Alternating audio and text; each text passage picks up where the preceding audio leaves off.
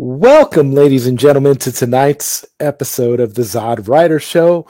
I am Zod Rider, and with me tonight, I have a very special co-host for this episode because I wanted to have somebody on who could talk, who has very passionate feelings about this topic, about Ben Affleck and the Snyderverse and all this, as much as I do. And if you've been watching any of the live streams in Sil Nation or any of the stuff that we've all done before, all the various collaborations, then you will know this person. But this is the first time that she has appeared on the Zod Rider Show. So I am welcoming the amazing and awesome A-Pass to my live stream. Welcome, A-Pass. Hello, Zod. Hi, everybody. How's it going?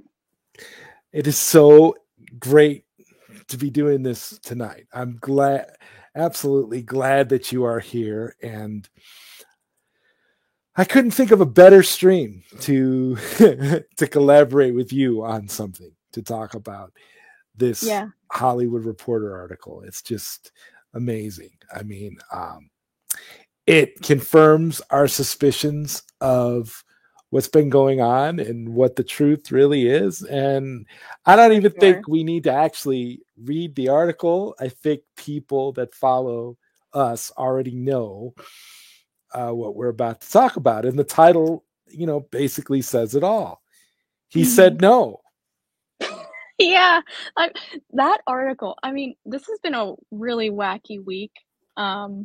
Just like with all the stuff that's been like with Zach dropping that that video for SnyderCon in April, and then to like this article, and then to Ray Fisher like tweeting this morning about like the Justice League reshoots and everything like that. Like it's just been bam bam bam, Non-stop. Yeah, I feel like we are at a point where it's all been boiling and we're finally in the crux of the truth. James Gunn has been completely outed as a liar. There's no way he can deny this when he literally has tweets out there saying that Ben Affleck wanted to direct movies for DC. I mean, if there's any more evidence, I can't believe that there's people that are in James Gunn's camp, fans of James Gunn, that are trying to spin this in some other way and make it seem like he didn't lie. He blatantly came out and said that Ben Affleck wants to direct movies for him. It's crazy. Yeah, and then he said that he was an architect, right, of the DCU. Yeah. It's like, dude, okay, you know what? Keep digging yourself into a bigger hole, because honestly, it's just entertaining to watch at this point. Like, I don't know how you can justify like James Gunn at this point, like just with anything, because I don't want to get on that track, but like it's just been really, really wacky. Wacky is a great word for it. In fact, we could just change the name of this stream to Wacky, because that's how it feels. It really is like it's one of two things. It's either that James Gunn is an extreme liar, A-Pass, or James Gunn is living in an alternate reality that's different from the rest of us. Yeah. I mean, maybe in the reality that James Gunn comes from, Ben Affleck is the architect of the new DCU. And basically, he's going to assist James Gunn. He's going to be James Gunn's right-hand man, like James Gunn was for Kevin Feige. Which, by the way, I want to ask you, A-Pass. Did you notice how today, since literally nobody is talking about that horrible Shazam Fury of the Gods movie, and James Gunn started posting about Guardians of the Galaxy Volume 3? Oh, yeah. Yeah, I mean, not surprising, because, like, I've always agreed with, like, your takes about just, like, the whole, ever since James Gunn, like, really was brought into, like, the DC universe, if you will, with, like, the Suicide Squad and Um, and then like trying to like like make it like bring DC to a level of mediocrity to like to justify a meetup with Marvel in a movie or something. And Oh yeah. then like I mean like I totally agree with you on that. I mean it's just been also at this point, I mean we've had like two Marvel directors sabotaging this whole thing. Like honestly, like Joss Whedon with the Justice League, and then we have this with James Gunn, who's not even qualified to be in this position to begin with. Um, just wrecking everything that I mean, I don't care what they say.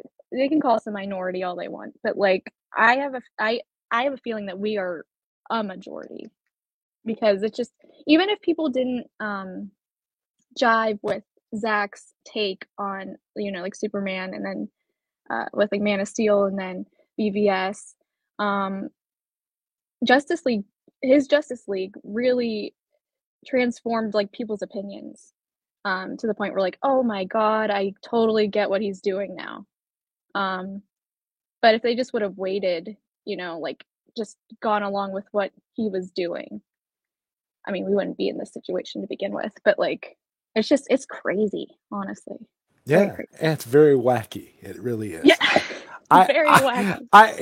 And I love the fact that I was labeled all kinds of toxic names, and I was this massive conspiracy theorist because I tried to piece together the Marvel DC connection that I know Hmm. Gunn is going for, and it warms my heart that you feel the same way I do because quite honestly, it all the clues are there. I mean, I Right. don't know if you got a chance to watch Shazam Fury of the Gods. Did you see the movie? Oh hell no, no. Okay. Well, I watched it. I was a Yeah. loyal soldier for the Mikeyverse. So I Right. went to see it yesterday and because I wrote my review, which, by the way, my review of Shazam Fury of the Gods should be dropping on Geekosity sometime tonight, according to Mikey Sutton. So be Ooh. looking out for my review because I did not hold back on how I felt about the film. I Oh, I can't wait I to tried to read it. make it a pass. I tried to make it as Forbes like as possible. You know how Yeah. Forbes always has a lot of snark when it comes to reviewing Zack Snyder movies, and they always Right. tend to, you know, dig the knife in just a little deeper. Hmm. That's how I went with Shazam: Fury of the Gods. But this the thing about that movie is that it was so such pure trash that I don't know how they even thought that it was a good idea to even go down that road and put that movie out. And Yeah. I mean, when you have so much, I in my one thing I'll say that in my review, I compared the acting in Shazam: Fury of the Gods to the acting in the pilot episode of Gotham Knights for the CW. And I literally compare. I had a comparison that I made, and it's so it's just a horrible thing to have to sit through and to see Gal Gadot have to be Oh, have to be paraded out in an exploitative way really bothered me. I mean, I'm yeah. I'm not very happy, but I feel like I feel like that it's all just kind of part of this, the symptoms to the overall problem, which is the people in charge before this and now have no Hmm. clue how to handle DC. Right. Yeah. And Totally. DC is not going to be in good hands until somebody else takes them over. But I kind of lost my point, which was the Avengers, spoiler, are referenced in Yep. Shazam Fury of the Gods. Yeah. I saw. Was it? I think it was on TikTok or something. Like it's all getting leaked. It's all Oh getting yeah. leaked. Oh yeah. Oh yeah. The Um. movie's not, yeah. Yeah. It and even I watched like Gal's cameo as well, and I was just like, oh my God. It was Like sad, I'm wasn't it? I mean, yes. I mean, I was just like I mean, just knowing what like how Wonder Woman was handled in the Snyderverse. Just like how badass she is and just like I mean, I don't know. Like and then seeing that cameo, I was just like, "Oh, I'm like I was speechless. I was just like, this is ridiculous that we're even in this situation. And I know initially, like just like going back to like, like Sil and Mikey like telling us about like during those Scoop Center episodes, what the plan was for like, the cameos with Henry, Gal, and Ben. Um, and then just seeing it all go to waste. And even if it was going to lead to something and like the plan was still on track, I still think Shazam was going to be trash. But it's just, I mean, I would have gotten more support if it was going to lead somewhere. If those like cameos were going to be like Easter eggs of some sort to lead to like a bigger story. But that isn't the case. yeah, So, and what makes it seem even worse and even more nefarious now is Gal's role in Shazam was completely unnecessary. I mean, they did not need Gal Gadot. They could have used the rumors were they were going to use somebody else. They weren't even going to use her. So I was thinking it was going to be a body double, kind of like what they did in Shazam 1 with the headless Henry oh, Cavill. yeah, I thought right. that's what they were going to go for, but they actually had the gall to parade her out like that. I just the only thing I could say is that I hope that Gal Gadot got a great paycheck for that movie because Yeah. her role in Shazam Fury of the Gods was almost as pointless as Wonder Woman 84 as a movie. And Oh my so I, I I gosh. don't I don't know why they and she was and make no mistake about it, she was completely exploited in this movie. It wasn't Mm. like she was given any level of reverence or respect. It was just like they were. I can't even say they were doing it for shock value because they leaked it before the movie came out. Right. So Yeah. I don't. I mean, and oh, so fresh really puts a nice bow on it here, where he says Gunn got completely friend zoned by Affleck, and I'm here for it. That's exactly what Yeah. happened. I don't. Totally. I love the words that Ben used, where he's like, "Oh yeah, he's a nice guy. He's gonna do a great job." That's what they all say. That's Yeah. that's like you notice how that's like Hollywood speak for I don't ever want to deal with this person ever again. He's a nice guy, but it's yeah, it was totally a friend zone thing. That was perfect. Right. It was. I mean, like going to like also I was like going back to I mean, I know we're gonna jump back and forth about the Ben article. Oh yeah. But like I was honestly surprised at how blunt he was about this like topic about James Gunn. Um and like doing anything for the DCU. I thought it was just gonna be like, like a typical like politically correct sort of He thing, but the he fact ruled it out completely. I said yeah, absolutely not. yeah, and I love how everyone's like I'm seeing tons of like pictures on Twitter, um, just with that quote and like a picture of Ben or just like him as Batman or like just different photos and seeing that quote. It's just like it was perfect. Honestly, Yeah, I was my just like, favorite one was the absolutely not with him yeah, with his middle finger up. Like, yeah, it's just so priceless. And this is what made me respect him even more. I'm like, my God, Ben Affleck really is Batman because he right, just he just does not care anymore. Any cares that he had are out the door completely. Like yeah, at this point, he's gone through so much with that crappy studio, with those hmm, execs who know nothing and don't treat people right. He's fed up with it and he's sick of it. And that explains why him and Matt Damon went out and created their own production company. It makes perfect sense. oh, totally, totally, yeah, yeah, it's yeah. And and just to go back to the bluntness that you so eloquently were speaking of, I I love how he like used an example about, you know, if the bomb goes off or whatever, something along those lines, Oh, or where it was just like he talked yeah. about how boring it was to do those types of scenes, and it was an eye-opening interview. It really was awesome. Yeah, yeah. Oh, wasn't it like something about nuclear waste Yeah, or nuclear something like waste. that? Yeah, Yeah. if this nuclear waste goes off, and he totally, and and then he qualifies it by saying that he's not, you know, belittling it in any way. I mean, that it's fine, but it just doesn't interest him. Yeah, That's so awesome. Just it like was. just like calling James Gunn a good guy or a nice guy. Right. They're Yeah. all they're all nice guys as long as I don't have to be around them. That's what he Yeah. basically. It was terrible.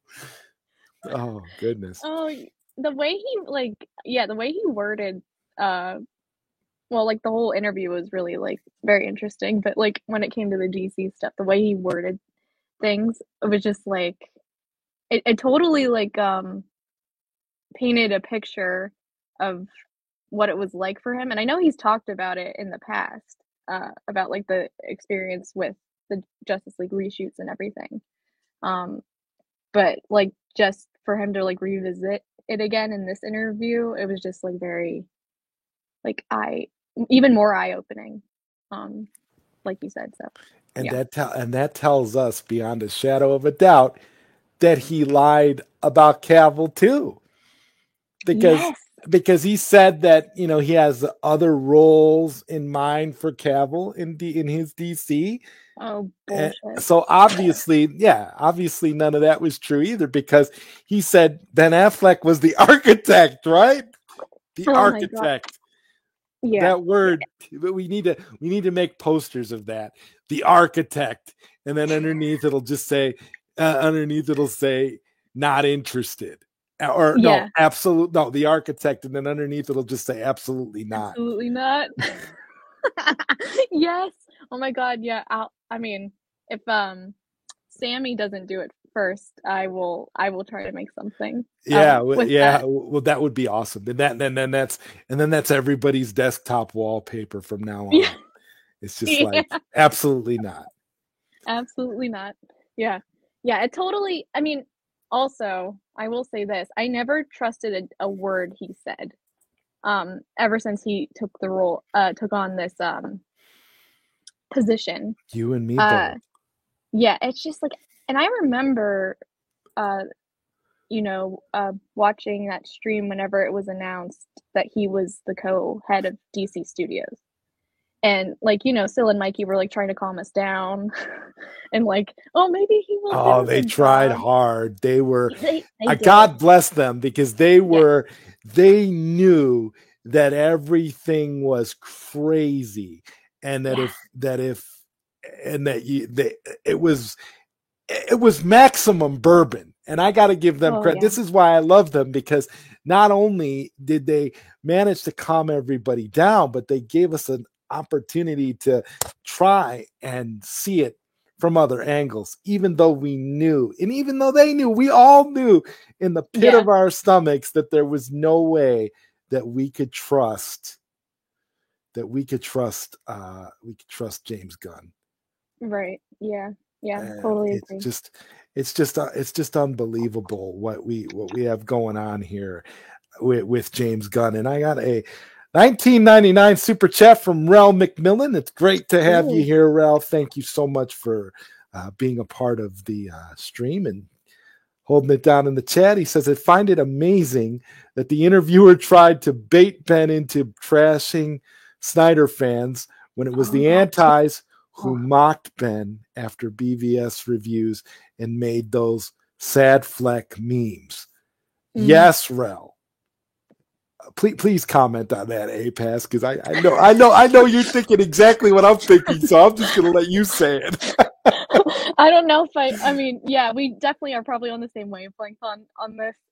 But it's just I don't know if I can word it as well as you could. But what I was, I guess, gonna say was, yeah, it was totally obvious that that interviewer was trying to bait him into like calling us toxic or like what have you, and the fact that he was like, you know, you say what you will, but it's my highest rated IMDb movie. Just Yeah. saying. Yeah, he knows which side of the bread he's got buttered there. He already knows Hmm. that Zach has his back, the fans have his back. Right. He's not going to fall for any tricks. Ben Affleck has been around. He knows this is not a joke. This is and so you're not going to be able to get him to go and say anything negative about Zack Snyder or the fans. Hmm. This is a man who literally suited up as Batman for free because Zack Yes. Snyder asked him to. Anybody Exactly. that would do that, just as a friend, I know we like to talk around here about favors, right? Just as a favor. He Yeah. literally did it for Zach as a favor. And you're telling me he's not in it for Zach's vision? Anybody that says that Ben Affleck isn't in it for Zach's vision is crazy. Yeah. Totally. This is the one thing that gives me a lot of hope for this upcoming Flash movie, because to be honest with you, it sounds like Andy Muschietti gets it. It sounds like if it's true that he consulted Zach for this movie and Ben was all in, because maybe Ben was all in because of that, because of the respect, because of Hmm. the reverence that Andy Muschietti has for the Snyderverse.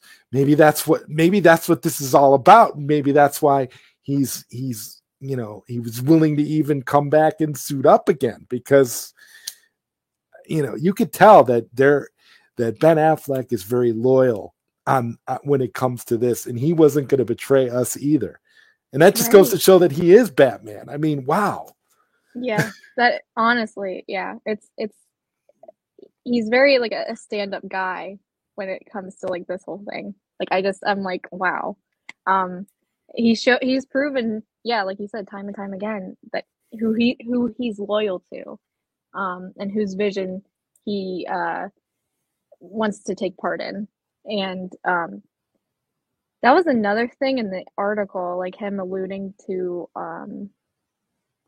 oh wait, I just lost my train of thought. I'm sorry. No, no, no. That was my that was my fault.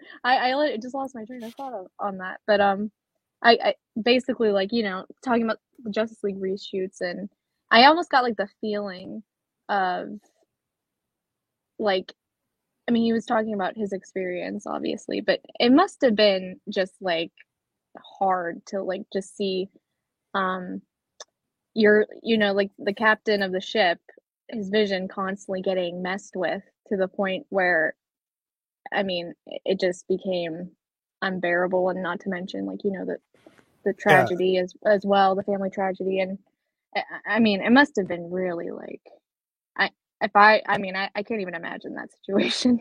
yeah. Ben Honestly. Affleck being essentially almost being like second in command of this ship. Right. Yeah. He's Ben Affleck is so invested in Zach's vision that he's Mhm. literally just, like Mr. Spock to Captain Kirk, or Riker to Picard, or whatever, however you want to Yeah. look at it. Like, it literally is. It does kind of feel that way at this point. I mean, Hmm. especially after that interview. I mean, if there were any doubts, if anybody had any doubts about Ben Affleck in the first place, you're crazy for even having those doubts. But now you know yourself. I mean, he laid it all out in that article. This was a this article was a win for fans of the Snyderverse. It truly was. I mean, Oh yeah. just reading all of this, it's amazing. And Noel Leon Flores, what's up, man? Welcome to the stream. Ben Affleck wanted to direct narratives for the DCEU years ago, past tense. Now he Hmm. doesn't. Never with the new management. They're not in the same league. There you Yeah. go. Mhm. APAS, I got to ask you about something else. I saw somebody on Twitter defending Toby Emmerich yesterday. Somebody said, and I think it was somebody, I want to say that it was David Ayer. Oh yeah. Oh my God. I And saw that and too. I was just like, oh my God, this is why your movie is never coming out, David. Because you're not understanding that the people that you are defending and protecting, and he keeps coveting James Gunn for some reason too, which Yeah, I is don't he understand that he at did all. that even today, and I'm like, I think David, I think I'm done. I don't think we're ever going to see your movie. I'm sorry. Yeah. Yeah. I mean, maybe he had a good experience with Emmerich. Who knows? But like, it's just like at this point, after everything that has come out about the clown table and like, I mean, I don't know how you could defend their actions or behaviors, honestly. Like, it's, oh, wow. Yeah, David Ayer, I don't understand. I don't get, It's I not don't get, working out for him. It's yeah. like you're in a really, really bad relationship, and the person you're with keeps abusing you, and you just keep taking it and acting like it's gonna get better. It's Right. like James Gunn and David Ayer are in this really one-sided toxic relationship. And David Yeah. Ayer is just like, oh, it's gonna get better. James, he's gonna release my movie. He's gonna do it for me, and this and this and this, and he keeps rushing to his defense every time somebody says something. It's like I think James Gunn should just hire David Ayer to be his bodyguard at this point. Or his PR person. Yeah, that would be great. You know what, James Gunn, get off of Twitter and let David Ayer be your PR spokesperson, because Honestly, yeah. you would this is free advice from APAS and I. You should really consider this if you're watching this, James Gunn, because the truth is that every time you open your mouth on Twitter, it lowers people's opinions of you just a little more. Yeah. Yeah, it honestly like strikes me as like borderline sellout behavior with how he's defending. Like, well, not well, yeah, Oh defending yeah. Gunn and also kissing up to Gunn. And then saying, "Oh, Toby Emrich's a great guy." Blah, blah, blah. It's like, no, dude, no. Like, just stop right there. Like, If as Toby's much a as great guy, how come your movie didn't come out? exactly, exactly, You think yeah, that and you as much think you think Zack Snyder got the Snyder cut because he's a nice guy? No, he got the Snyder cut because he got the Snyder cut because he didn't acknowledge what the studio released, but he didn't talk crap about the studio, yeah. but you didn't see him going out on a campaign praising everything that they did either. Yeah, yeah, yeah. That's the difference there. It's like Zach. I mean, he was totally like a total gentleman in that situation. He like didn't, like you said, didn't talk crap or anything like that. But he was also like standing his ground and in his position of like what his vision is and was, you know. Whereas David Ayer is just, yeah. As much as I want to see his cut of Suicide Squad, it's at this point I'm just like, Yeah, dude, I no. wish I was one of the chosen few who just got the who would just get a could just get a screener link from David Ayer, because I honestly Yeah, feel like that's the only way you're going to see it. If you're one of his chosen few and he just lets you have a copy to watch. I yeah, don't think it's like when Zach was talking at the before the Snyder Cut got released at one of the earlier Snyder Cons, when he was talking about just leaving it on a thumb drive in a bathroom somewhere. yes, It's I almost like remember that's that. what has to happen. He needs to link it to somebody that's going to upload it to a torrent site. It just Yeah, accidentally got leaked onto the internet. Now everybody can watch it because it's never going to get released. Not under these circumstances. Unless Netflix were to do something. Right. And Yeah. and honestly, I think even if Netflix were to get involved, like, so say the campaign that we're on right now, sell ZSJL to Netflix, sell Snyderverse to Netflix, say that actually were to happen, because David Ayer is so busy cozying up to James Gunn, I don't really see, maybe there won't even be a way for that to happen through Netflix because of the whole David Ayer James Gunn relationship, because it seems like it's show friends at this point. So yeah, totally the exact opposite of what Zaslav like came in saying whenever the merger happened. that's the thing that baffles me, A-Pass. How do you have somebody that's so business minded that comes in out of the gate, yelling about the Trinity, talking about how much he loves Superman, Batman, and Wonder Woman, and how much he wants them to be. He even in one interview talked about how much he loves Henry Cavill in that role. How do you do that and then turn around and allow James Gunn to do what he's done? I don't understand how that's even possible. Yeah, I mean, either he was lying the whole time, or it has everything. I think it manipulated. manipulated, but also the money situation. I don't think he realized how bad it was. Like how in debt how badly they were in debt or are in debt right now. Right. He had just come Yeah. in, so he probably didn't know. And then we saw stories about how they literally cooked the books and made it look like they weren't as badly in debt as they were. And it's just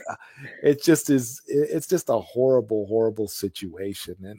And this is why I say, even if nothing comes of sell Snyderverse to Netflix, even if it doesn't happen and we don't see anything else from Zack in terms of that, Zack will find a way. That's what I've learned to appreciate about Zack Snyder. He doesn't let us down as a fan base. He never has. He will find a way to make this happen. He will do what he needs to do. At some point, we will get the resolution of his story one way or the other. It's not a scenario where, he's going to just let it dangle. And now we know also that James Gunn was lying about Zack too, when he said, oh, he has no interest. He's real busy over at Netflix with the universe he's building over there. He's not interested in coming back. Netflix hasn't asked. James Gunn is a professional liar. That's what we have here. That's who we're dealing with. He's such a schmuck and a troll. Like, it just, like, honestly, it's so hilarious at this point. Honestly, just like, dude, just shut up. Honestly, I wish Elon Musk would just suspend his Twitter account. Oh, for real. And or something. And to get back to the Ben Affleck article, the point where he talked about it was literally about stepping down and going home or jumping out a hotel window. That was very, very telling right there. It was like, wow. That was also just very like that quote. Yeah, disturbing. It was so disturbing. Like, he doesn't care no more. He's just gonna tell it like it is. You have to feel like Ben Affleck, he's gone through it all. And he had that, that bout, the bout with alcoholism during all that stuff too. So you got to figure at this point, he's above the Hollywood, mum's the word kind of thing. He is not. He's just gonna. You get him on an interview like that, he's gonna tell it like it is. And that's one thing I appreciate 100%. He's not lying to nobody. And you could tell in that interview, he's being completely honest. Yeah. Yeah. I mean, as you pointed out, he could have reworded it and said it differently about James Gunn. He didn't have to so definitively just say absolutely not. When you say absolutely not, you are not even trying to be nice. You are not being passive aggressive. And I really believe him when he says, James Gunn's a nice guy. Yeah, he's a nice guy, but you wouldn't trust him as far as you could throw him, is basically what, he could have said that, but he didn't say that part, but I'm sure he was thinking it. But right. Yeah, like reading between the lines is, that was just like, oh, absolutely not. And Frank Z says here, Ben knows that Gunn's vision is mindless clown garbage. Well, that's garbage. That's one way of looking at it. Yeah. Literally carrying the torch from the clown table. Yeah, I'm. It's like Gunn was, but when you think about it, though, if we connect the dots, A-Pass, it's like Gunn was a part of the clown table. He worked under the original, under the clown table before. When he did his Suicide Squad movie, all the and Peacemaker, all the work he did for DC was under the clown table. Yeah. So it would make sense that he has an affection to some extent to those previous executives, because they were there and gave him the keys to basically do what he wanted. I mean, they rolled out the red carpet for that flop of a Suicide Squad movie that he did. You were seeing Peacemaker advertisements everywhere, to the point where you couldn't go on social media without seeing a Peacemaker ad. Yeah, they were totally parading. Yeah, they were all in. Yeah. Honest, yeah. Yeah, so I wouldn't, so I'm not, so for us to expect James Gunn to come in and suddenly be loyal to the Snyderverse and suddenly want to help out his buddy Zach, who only one photo exists in the entire world of the two of them together, and his script for Dawn of the Dead was rewritten by somebody else, so it wasn't even really fully James Gunn's story. So, which should tell you everything. Yeah, honestly. He has more loyalty to the people who were in charge of WB before than he would to any, lasting friendship, because it's not Zack Snyder going on ski trips to Aspen with Zachary Levi and Peter Safran and all these people. No, it's just the clown table people. I mean, I wouldn't be surprised if Toby Emmerich showed up at the cabin and they all had dinner together. I mean, it wouldn't surprise me. Walter Hamada. I mean, yeah. It's I don't even know what to say about that. Just like it's honestly baffling. It's baffling. It puts everything into, but it also makes everything very, very clear when you put that in. When you connect all of that with Ben Affleck's interview, you realize that things were not going to change because James Gunn had connections to these guys. If James Gunn didn't have any connections to these guys, maybe it would have been possible. Like if James Gunn would have came in fresh, and the best friend that he had at the time was, let's just say that him and Zack Snyder had a closer relationship than people realized. It seems like James Gunn values friendship as long as it can do something for him. So I'm kind of thinking that maybe that's what this is, but it definitely proves to me that it is show friends for James Gunn, and it's definitely not show business. Except and also too his wife. We need to talk about James Gunn's wife. I really want to get your opinion on this because his wife was in Shazam too. Yeah. And she's playing the same character that she's played in the last few DC movies. God, is this like her third or fourth DC movie now? Yeah. And then including the Peacemaker series. So I think he's going to put his wife in every single movie, and he's lying about that too. Saying that he did said today that he didn't cast his wife in all of these Yeah. DC movies. Yeah, He's full of crap. He he hired really is. himself to write a Superman movie and to direct it. Was that Variety that said hired himself? Yes, Was that he hired himself. James Gunn hired himself, and then he tried to debunk it, like, "Oh well, you know, they hired me to write this, and I." No, you are in control. You cannot say that you did. I just love the wording, like, "Well, I didn't fire Henry Cavill. He wasn't hired. We just didn't hire him." What? asinine? He is an.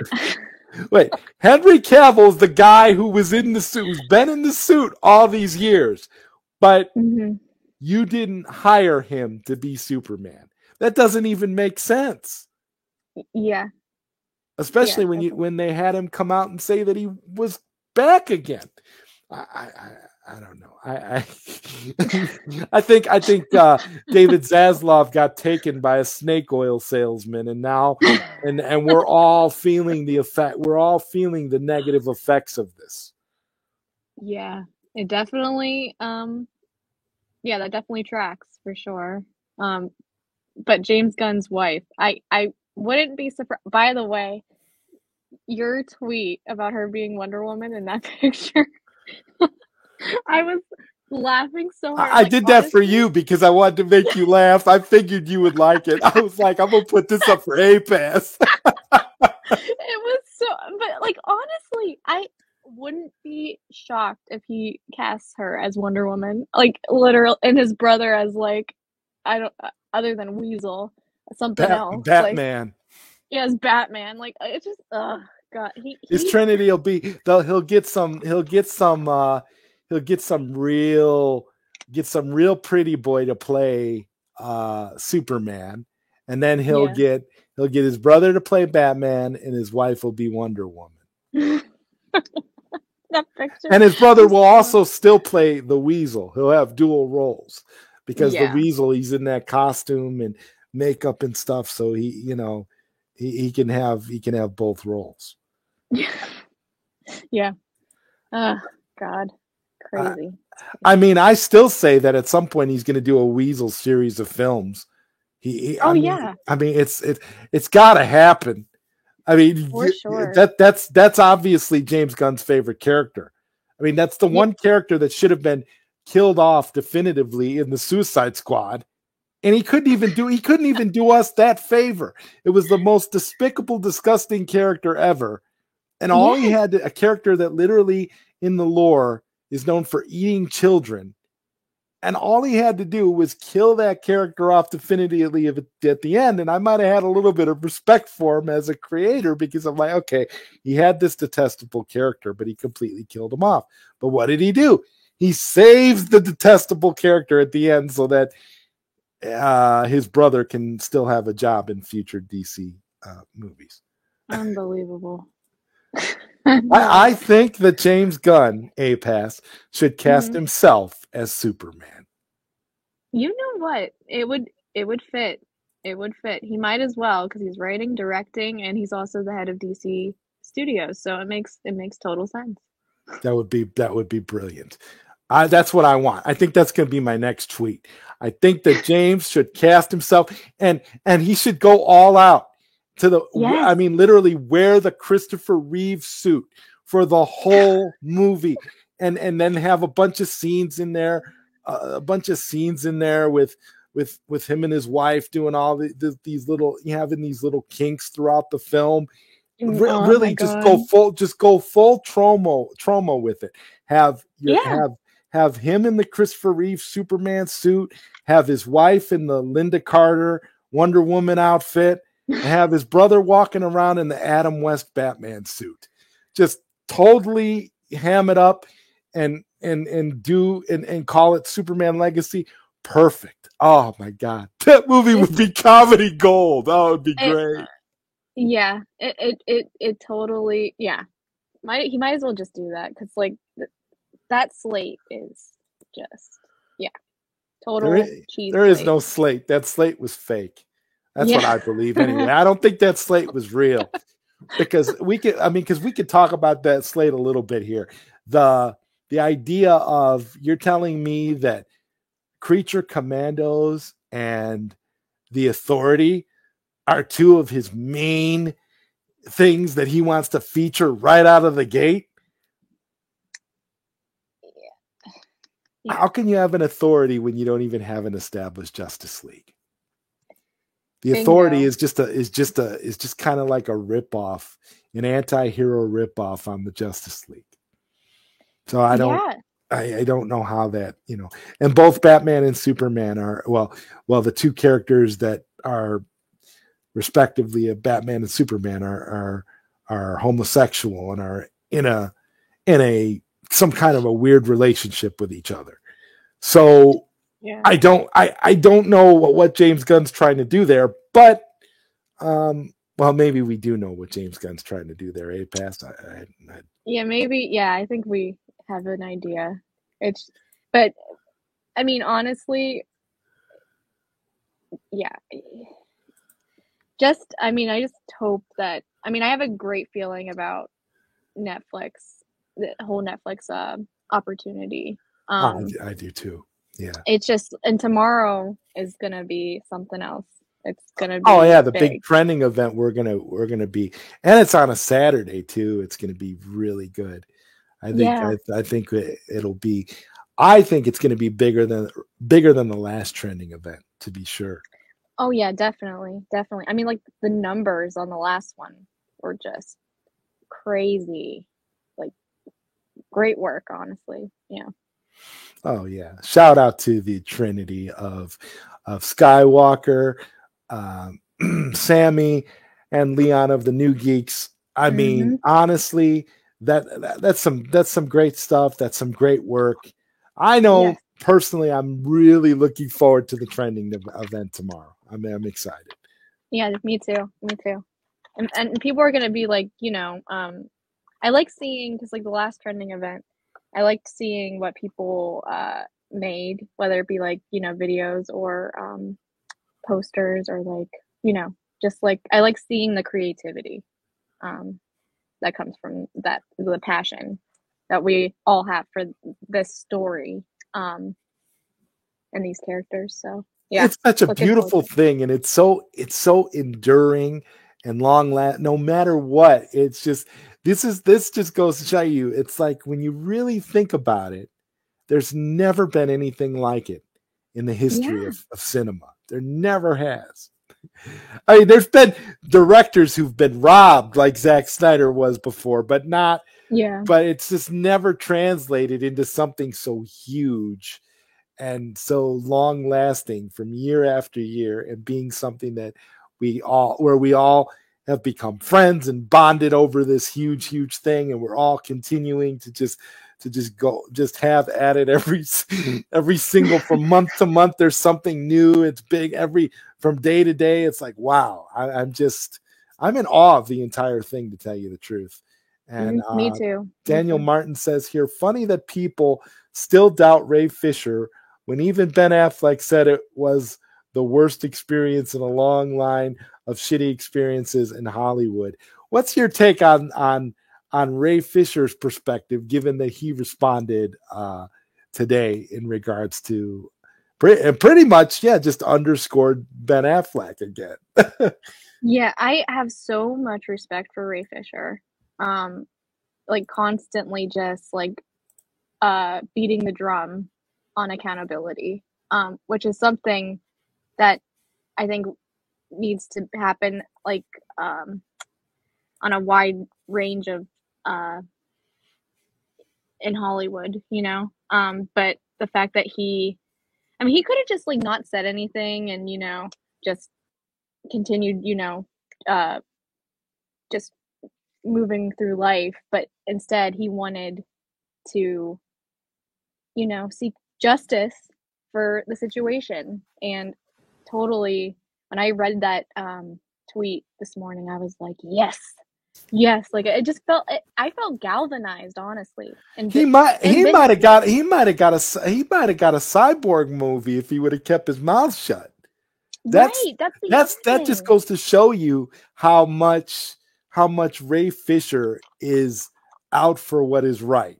And that's what'll always make me respect Ray Fisher. It's more important to him to do the right thing than it Yeah, is to get more fame and fortune and continue to uh, appear in other movies. I mean, to him, those are just movies. Those are not what's important. And right. it's incredible stuff. But I really feel like, yeah, he would have got his cyborg movie. You probably would have had more. We probably would have had more. Maybe even had more Justice League stuff from the studio at that point too. If Ray Fisher would have been quiet, but there's Right. more important stuff going on than just that. And yeah, I'll always respect Ray for going that route. And speaking of respect, Daniel Martin says we're going to see that Batgirl movie before the air cut. Yes, we are. Yes, we are. I mean, it's unfortunate, but I agree with that statement. It's Yeah. Yeah, if it's David Ayer keeps doing what he's doing, honestly, yeah, it's not I looking mean, good. I mean, if he keeps waiting on his friend to legitimize his superior Suicide Squad, you got to remember the guy in charge is a guy who made his own Suicide Squad movie, and Yeah. let's be honest, James Gunn's got to be salty that his movie did not go over well. But he's failing upward, so it's Yeah, he should teach a course, like, how to in fail how to fail upward the appropriate way to fail, how to fail by or write James a Gunn. book. Oh, He I should would write a love it. book. I would Yeah, love it. how I to would fail buy that upward. book because I want to know how to fail upward. That's awesome. Yeah. Yeah, not actually get there by merit, but, by failing. That's the way to go. And Oh So Fresh says Air needs to stop with the ass kissing. I don't think that's going to Yeah. happen. I think Air somehow believes that's going to be his best course of action. I think he thinks that as long as he is uh, friends with James Gunn, he sees that as the best path forward for him getting his Air cut. But I think he needed to get his advice from Zack Snyder and Yeah. needed to go to the maestro who put this all together and followed the fans and built this entire empire to the point where Zach's got the Snyder army. All he has to do is say the word and we know what to do. Yeah. You At this can't buy that kind of power at this point. That's what David Ayer needs. And he had it. At one point he had it, but a lot of people gave up when it came to David Ayer choosing his friendship over getting his cut released. Yeah. And we've got Zack Snyder in the chat here. The And boss. Zack Snyder, the boss himself, dropping in to say, have fun tomorrow. Much love to all. Much love to you, boss. We will definitely be there for the big trending event. And For sure. got a $5 super chat here, but you didn't say you didn't make a comment, Sean. What's your comment here? Let's see, 41 people watching and 35 likes. Let's get the YouTube algorithm going. Hit that like button. Thank you so much, Sean. Thank you for the $5 super chat, and thank you for the encouragement. This is a great discussion, A-Pass. I really appreciate you being here tonight. Oh, thanks for having me. I really enjoy this as well. So yeah. Smash the like button, people. Smash the like button. Smash the like button for A-Pass because I want to do more live streams with A-Pass, and I don't want it to. I want to get as many likes as possible for A-Pass being here. A-Pass is awesome. Future Tron says, Zod, Ray Fisher came out on Twitter and said the former and current regime support Joss Whedon is the wrong. Joss Whedon, former and current regime support Joss Whedon. That's the wrong choice for leadership. Yeah. Yep. Yeah, they do support Joss Whedon. They do. Think about who James Gunn is. Think about where James Gunn came from. James Gunn is MCU, people. Who did James Gunn work with in the early days of the MCU? Joss Whedon. Joss Whedon directed the first 2 Avengers films. I don't. Again, Marvel versus DC. Not to be the conspiracy theorist, but yeah. I mean, it's not. I don't think it is a conspiracy theory. Like even whenever you first said it, I totally. It's plausible, and the fact that people, were like, like calling you all sorts of names and just like being immature, like kindergartners or something, like for just you having an opinion, based off of your observations, which it's like people are. Yeah, the thing that blew a lot of these people's minds, though, was when I actually posted the article where it was reported that James Gunn had pitched the idea of Marvel versus DC to both Marvel and DC executives. And now suddenly, lo and behold, James Gunn is head of DC. But yeah, I mean... But yeah, we're tinfoil hat conspiracy theorists because it actually makes sense now more than ever. And by the way, the Avengers were name dropped in Shazam. Just pointing that out. I mean, but that can't be evidence, though. That doesn't count because I don't know what I'm talking about here. I'm just making things up as I go along. I'm not. It could be said that James Gunn is making things up as he goes along, and that's the problem. We don't have an exact idea of what he's doing. James Gunn is not being very professional. I will say that. I don't think anybody would argue with that statement. Even the people that defend James Gunn have to admit he's not being professional. No, he would not appear in like the, like if there was like a dictionary that had, people that were described as professional, he definitely would not be that. I'm going to have to ask Robert Meyer Burnett on the next show I do with him and Mikey Sutton. I'm going to have to ask him because he's, he knows James Gunn and he's been friends with James Gunn for a while. I'm going to have to ask him if he thinks James Gunn is acting professional in all this. That's a good question to ask him, honestly. Yeah. Because I really want to know, like from somebody who knows James Gunn, is James Gunn acting professional or am I just being wacky? Yeah. I guess we're just being wacky for even considering that. But I mean, back to the Ben Affleck article. It's like when you look at that article and you see that the man has no cares left and is seriously just going to say whatever it is. I found that article to be just preaching to the choir, and I'm taking a lot of the quotes from that article for my book. I was like, I was going to try to see if I could get it. I still think I'm going to try to see if I can get an actual quote from Ben Affleck for my book. But if I can't get a direct quote from him, I'm going to use a quote from that article because that article is like a gift. The stuff that he's saying. I mean, it means that everything that we heard, everything that we were told, everything that we know, everything that Syl and Mikey were telling us back in the day, it's all true. All of it. Yeah. It's vindication. Definitely vindication. I can't wait to read your book, by the way. I'm like so excited for it. Well, I mean, I'm gonna definitely send you a pre-release copy so that you could check it out because I value your opinion and I want to know what you I'm gonna want to know what you think ahead of time.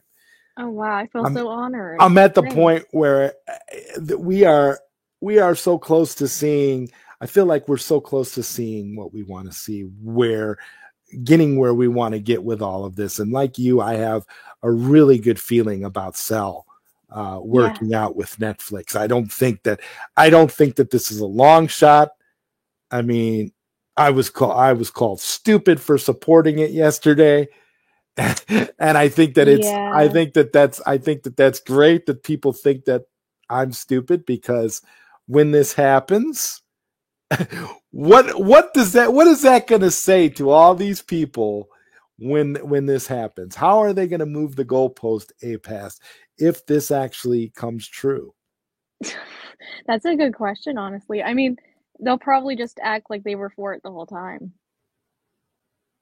even though there's, like, evidence to prove otherwise. Yeah, I also have been called a lot of Yes, you have. names. Like, I remember when I dropped the 30-second video that, like, Skywalker started, like, talking to Netflix on and I was reading the comments, which I shouldn't have. I don't know why I was reading those comments. But, like, somebody literally said, "You're hot but dumb." And I'm like, what the like, honestly, I don't get why people even care this much about us even wanting this. You know what I mean? Like, to the point where you feel the need to comment under somebody's That's post. what I don't understand. Like, I've always subscribed to the idea, APAS, that if I don't like something or I don't care about something, there's no reason for me to talk about it. Exactly. Like, I do care about what James Gunn is doing. That's why I talk about it, because I care. It really bothers me. So I talk about it. It's not because it's not a topic if it's a topic I don't care about, and it's a topic that it's just fun to watch this constant buffoonery from this man who's underqualified for the job that he has, maybe overqualified depending on who you ask. But to me, it's like, if I truly don't like something or someone, or I don't care, I just don't associate. I don't bother. So if I'm talking about it, it's because it matters to some degree. It has to. And so that's where I feel like, APAS, all of the haters are bigger Snyderverse fans than we are, because they talk about it constantly. They insert themselves into threads and into chat groups and into live streams that don't, just to be able to tell us how wrong we are, or to call us names, or to at least they said you were hot. They always call me Crooked Eye, but that's so I look at it like we're just, it's just something that we have. It's just something that we have to expect. But I feel like these people are the ones that are the fools, because they're going to be the ones first in line when Zack Snyder's Justice League 2 gets released. Yes, just to hate on it. Yeah. Yep, that's true. And Rel McMillan says Gunn was a part of the old regime. Movie bombed during that regime, and Zaslav is letting him have all the power. Nothing makes sense. Yeah. That's the studio in general just hasn't made sense for, like, honestly, since I would say BVS, because I was like, whenever I started to get, like, more conscious of, like, the decisions being made. And it's honestly, like, a shame, because it's just like Warner Brothers has such a rich history of, like, just great storytelling and iconic catalog of film. Totally. But it's just like these last few regimes just totally tarnished it. Yeah, they don't care. They don't care. They're all about lining their own pockets, which is so funny, because if you're about lining your own pockets, why are you constantly sabotaging everything that's going to make you money? That's the thing I don't understand. It doesn't make no economical sense. Like, here's me, APAS. If I'm head of a studio, or I'm working for a studio, even if I hated Zack Snyder's guts, if I know personally, I hated the man, I hated him, I hated his wife, I hated his children, I hated everything about him. If his movies are going to make me money, we're going to continue allowing him to make movies. It's just simple capitalism. We want to keep making money. Right. So what's the problem? I keep asking myself, what did Zack Snyder do to these studio executives that they hate him so much? What is it about Zack that is, I mean, does he wear cologne that they don't like? Is he a complete like tool when he comes in the office, and does he like prank everybody? Is he just like arrogant and ignorant? I mean, what is it about Zack that they don't like? Because by all accounts, if you think about it, everybody who's ever worked with Zack Snyder has nothing but great things to say about him. Yep. And us as the fans who follow Zack Snyder know what a great person he is, because we've seen him outside of all of this, and we've seen him when he does his live streams from his house, and he's and how gracious he is to the fans and how respectful he is. If there's anybody I think I'm going to actually, out of all of this, who I think I'm going to actually end up getting a quote from for the book, it's going to be Zack himself, because he's such a kind person. He's such a giving, kind-hearted person who doesn't push away anybody. So I don't understand what he did to these studio executives, like Toby Emmerich in particular. That always rubbed me the wrong way. Like, what's Toby Emmerich's problem with Zack? That's something I would actually love to talk to Toby about. I'd love to have Toby on one day and just be like, man, what is it between you and Zack Snyder? What don't you like about Zack? He made your studio all kinds of money. He has ravenous fans, and you're just, what is it about him you don't like? I always wonder that myself. But the only thing that I can think of, honestly, is because Zack is such a stand-up individual. Whereas I don't see these executives being that way. I think they are the opposite, just based off of the actions that we all know, that have come out.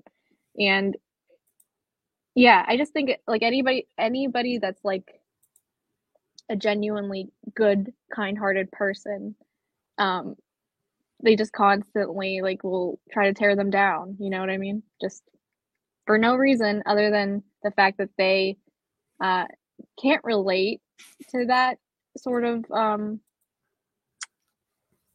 the word I'm looking for? That sort of that approach, I guess, to dealing with people. Whereas those executives just are soulless in a way.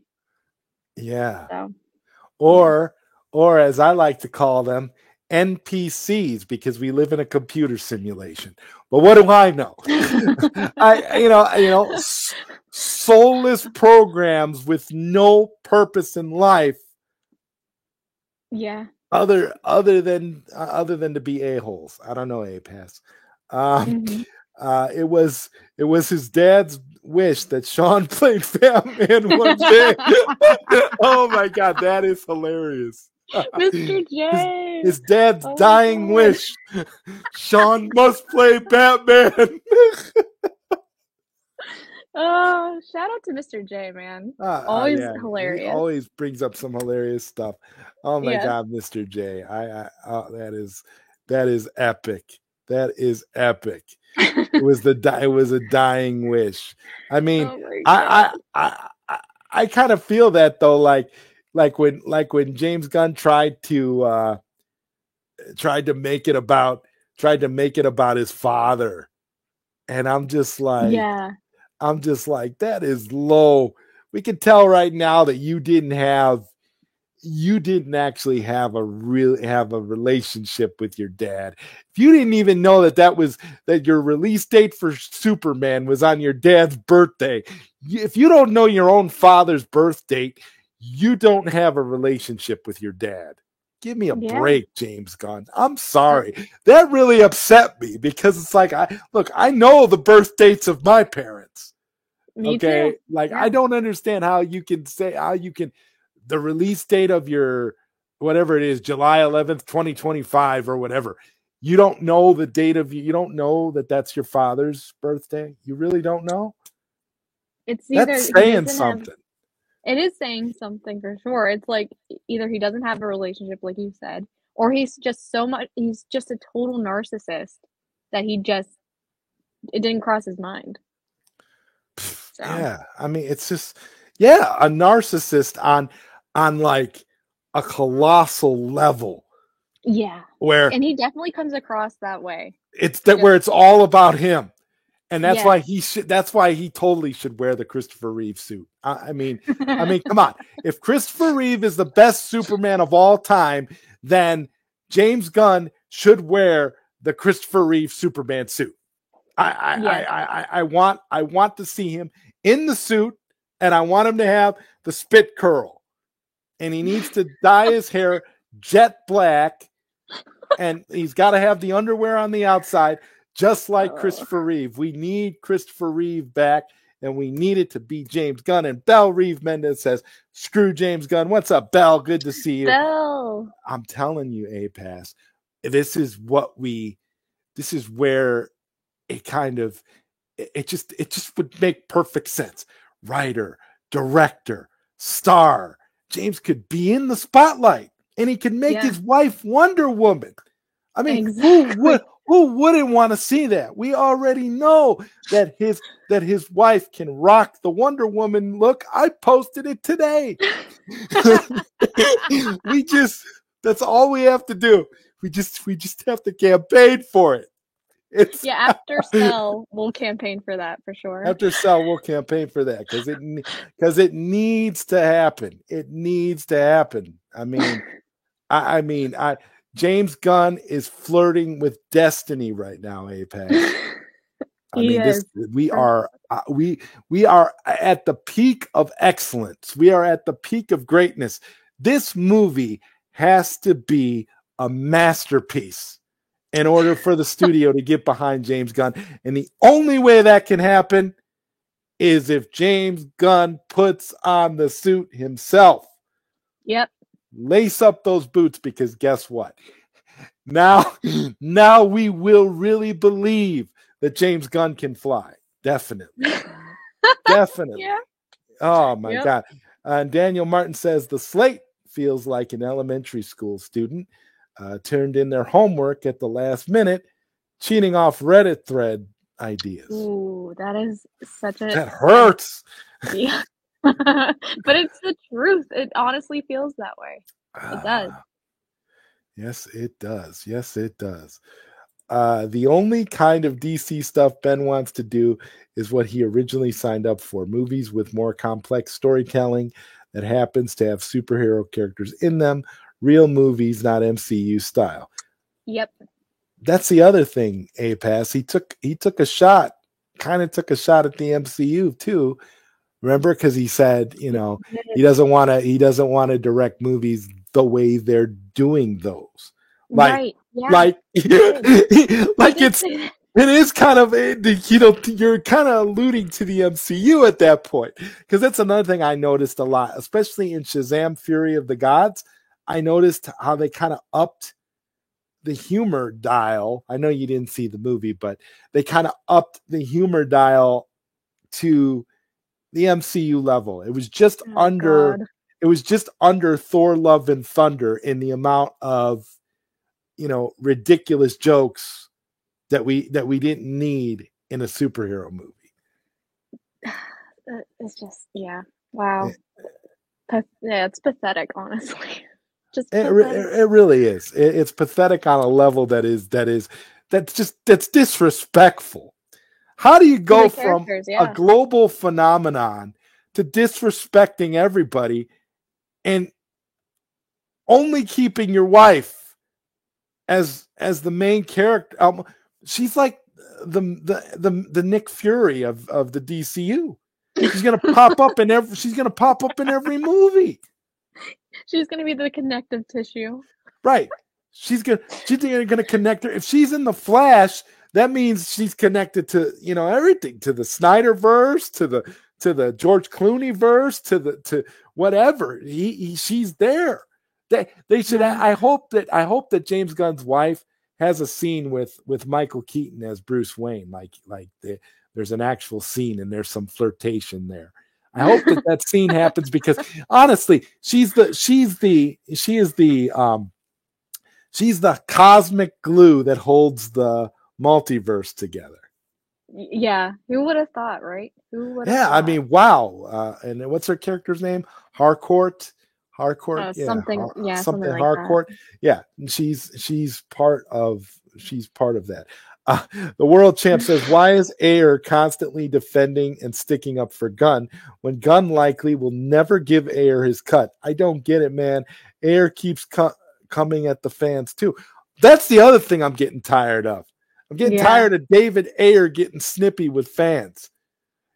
Listen, man, Yeah, we tried to really is. back you up. We tried to help you because we already know we've gone through this with Zack Snyder for years. We know what's going on here. You're getting screwed, David Ayer, and you're going to continue to get screwed because you can't stand up for yourself. Yeah. I feel bad for David Ayer. I'm almost at the level where I think David Ayer is a certain type of individual, and I just don't want to say it out loud, but I'm feeling it. Yeah, he's definitely like on the spectrum. Yeah. Of that. Yeah. Yes, he's definitely almost there. And Mikey and Sil used to use that word a lot and they stopped. So Yeah. I'm not gonna say it here, but I really feel like David Ayer is one of those at this point. Which is a shame. It's an honest shame. But like he also brought it on himself by coming at the fans and also kissing butt too much. So yeah, I don't know. I don't get what kind of friendship he thinks that they have. Yeah. I mean that's not a friendship. That's a I'm going to continue to walk all over you and you're going to enjoy it kind of a thing. So maybe Ayer's kind of like a masochist in some ways. Maybe. He really enjoys the pain and he's just kind of like, please, James, can I have another? I don't know. I'm trying really hard to understand. I really am, but he's a doormat at this point. Yeah. Just a doormat. Yeah, he is a doormat, and I've never been able to understand that. If you're in a relationship and it continues to be just a one-way thing, and both people are not equally getting something out of the relationship, you are in a bad relationship. It is a bad deal. You need to cut your losses and move on. And this is true in life, period. If you're in a bad relationship, you need to cut your losses and move on because there's no need for one-sided relationships, David Ayer. There are millions of people in this world, billions of people in this world. We do not need to waste our time in one-sided relationships that are going nowhere. Yeah. And honestly, oh, sorry, go ahead. No, please go ahead. I'm sorry. No, sorry. I was just gonna say, like, it's just at this point, it's trying to understand why he's doing what he's doing with like the kissing up and everything. It's just I kind of given up at that point. It's just like, dude. I mean, like I love the pictures that he's been posting and like the little like what do you call it? Breadcrumbs. Even though we knew kind of like most of what he's been talking about with his cut, but it's just I don't understand his motivation because like it's either he's like in serious like desperation at this point to get his cut released, or he just wants to get more work. That too, yeah. That actually could be it. That's the answer right there. Get more work. Right. Like And I don't, Snyder Queen posted something today where David Ayer said something about his cut being unfinished. Yeah, what was that about? I nearly fell out the chair. I'm like, so wait a minute. People have seen this cut. People I know personally have seen your cut of the film, and you're talking about it being unfinished. David Ayer, I don't know what's going on. I think I hope that somebody who knows him does a wellness check. Please go check on your friend David Ayer and tell me what is going on, because the man sounds like he really needs something. I don't know what. Maybe he's dehydrated. Maybe he needs water or something. I don't know, but it's just really bad. Like, I don't get this. Like, yo, people have seen your cut. What's unfinished? Oh my God. He's begging like a dog right now. Begging like a dog, and I wish I had that. I wish I had that clip. The drop still says that drop. It's perfect. Don't worry, A-Pass. I'm gonna have you on more, and I'm gonna get some drops. I'll do it up really nice for us. Bell Reeve Mendez says, I think he's full time full of shit, saying he doesn't have anything to do with the casting. Why would the director of Shazam have her in a cameo? Makes no sense. Yep. Yeah, Bell, I'm with you.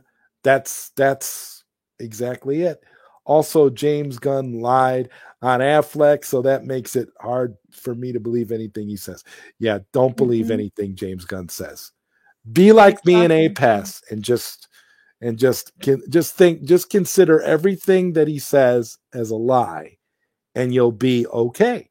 Because you can't trust him, and you know that he's not being honest.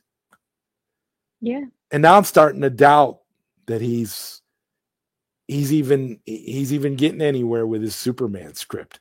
I'm starting to doubt that there's a script at all, to be honest. Yeah, he spends all his time, debunking people. Takes such joy in it too. So it's honestly, like, I doubt he even has it halfway done at this point. I mean, I say this all the time, A-Pass. I talk about all the time how I hardly have any free time because I'm writing, I'm writing my book, and it's long and a long and exhaustive researching process and all this stuff.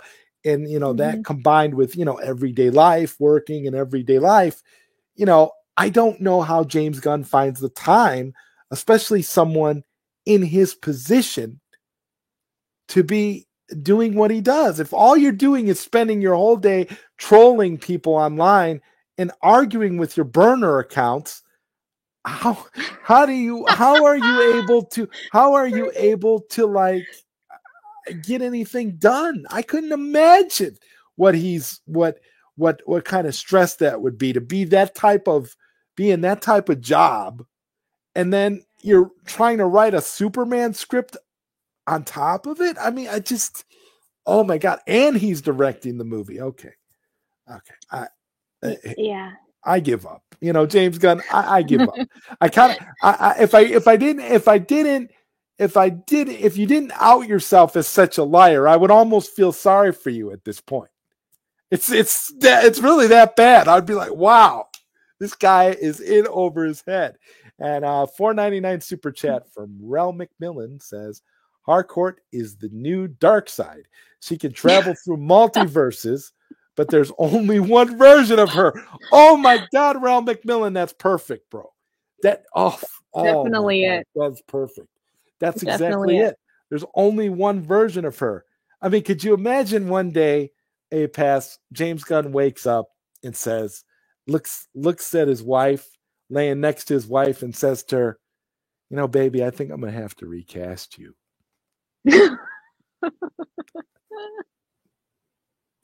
Oh my God. Imagine being a fly on the wall for that conversation. Oh yeah. I don't even want to be a fly on the wall for that, actually. For anything involving him. Exactly. He has a lot of parties that's just not my style. I can't rock with that. But him having to tell his wife that would be something else. Honestly, I'd be really it would be really wild. Yeah, I it definitely mean, would. The dude even said he preferred the unfinished version. Like what? Yeah, like what are you talking about, David Ayer? Yeah. Oh man, David Ayer just maybe take a break from social media at this point. yeah, I think David Ayer needs a break more than James Gunn needs a break at this point. He's like cracked. I think when how on social media you always have people talking about telling people go outside and touch some grass. That's what James Gunn needs to do. And David Ayer too. You need to go out and touch some grass. Fresh air. Yeah, get some fresh air. Get some fresh air and kind of, get some fresh air before you cast your wife as Wonder Woman. For God's sake. Oh my God. The thing is, it wouldn't surprise me if it happened. I would not be shocked. I won't be either. I'm like waiting for the day Variety or like Hollywood Reporter or some trade will just release that. Yeah. I mean, we've already, like, again, the picture I posted, we already know that it could happen. I mean, she definitely, whatever. Yeah. She doesn't look like Wonder Woman at all, but that's beside the point. It doesn't. Oh, he doesn't care about that. He doesn't care about that. He'll put a tiara on her head and call it a day. It's fine.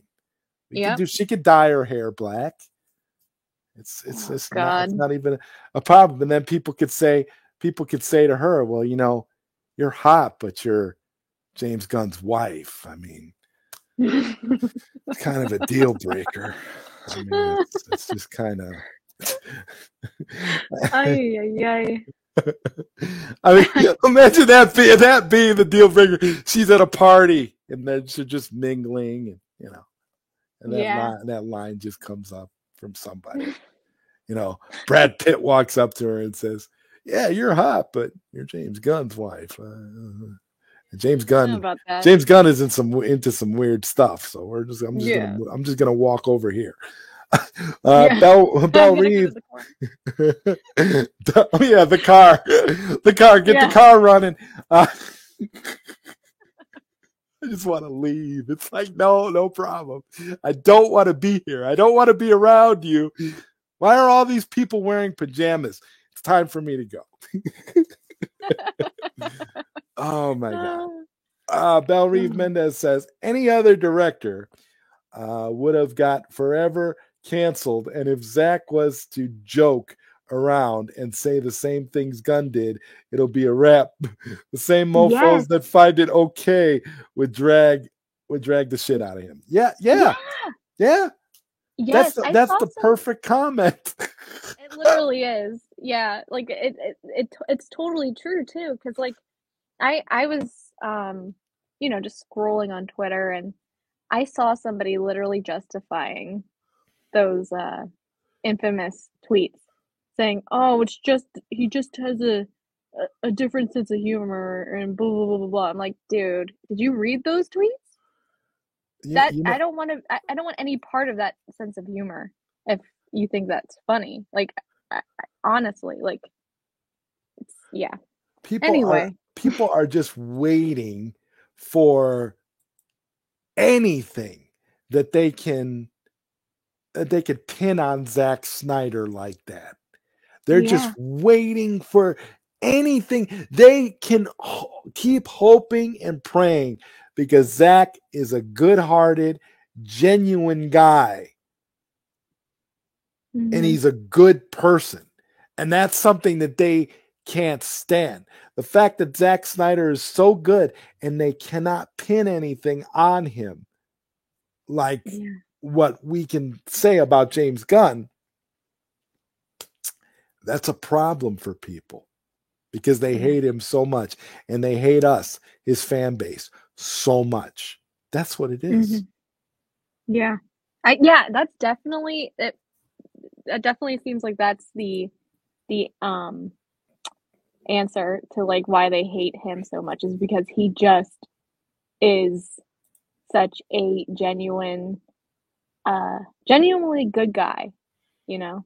And there's nothing that Absolutely. you can pin on him. Nothing. Absolutely nothing. No, everybody that, again, like we said earlier, anybody that has ever worked with him or interacted with him, even, in passing, has never had anything but good things to say about him. Even Yeah. Toby Emmerich, who you can tell literally hates this man's guts for whatever reason, can't say anything bad about him. Mm-hmm.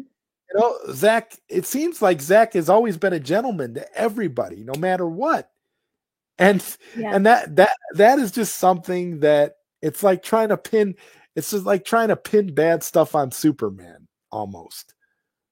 Like, you're good and respectful to everybody, and you always try to do the right thing, and yet there's always people going to try to pin something on you, trying to find dirt on you. Mm-hmm.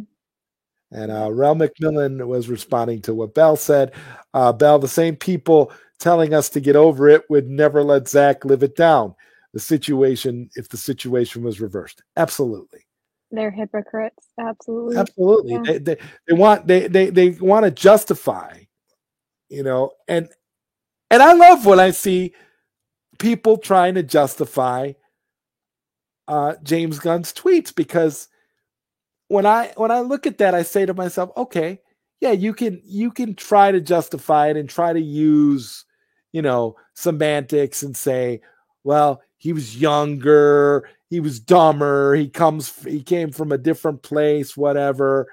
But he was fired from Disney for those tweets, and most people completely forget about that. Yeah. If it's not a big deal, why was he fired over it then? It wasn't a good look. And then you have Emmerich. It's like, oh, hey, let's hire him because, he worked at Marvel. So he is automatically going to give us a $1 billion movie. Oh, yeah. The Suicide Squad's going to be a masterpiece. Even though you probably have a masterpiece in the air cut of Suicide Squad sitting in your vault that you could have just released and got the money. And that's the biggest thing about all of this, A-Pass, that I'll never be able to get over. In writing my book, I've come to that point where it's like, don't they realize now that if they would have just let the filmmakers make the movies they wanted to make, that the money would come? Yeah. If they didn't cut 45 minutes out of BVS, the ultimate cut of BVS, if that was the version that was put into theaters, the movie would have made the money that they wanted to make. It was on track to make $1 billion as it was, and what they did was they cut it out of theaters. It was pretty close to 3 weeks early because of a few online minority people backlashing, complaining about the movie, and they panicked. That's what they do. They're a very reactionary studio. Shooting themselves in the foot constantly. And that hasn't changed. And then they keep making one bad decision after the next. Yeah. Yeah. Yeah. No matter who's in charge, it's the same playbook. The Warner Brothers curse. Yeah, it is. It honestly seems like it is. It's like you walk through the door at Warner Brothers and there's like a credo written out on the wall. You must make bad decisions to work here. Mm-hmm. What would you say you do here? Well, I make bad decisions. Oh. And get paid a lot of money. We're going to pay you even more. Oh, and you want to tamper with Justice League? Let's give you a bonus for that. Yeah.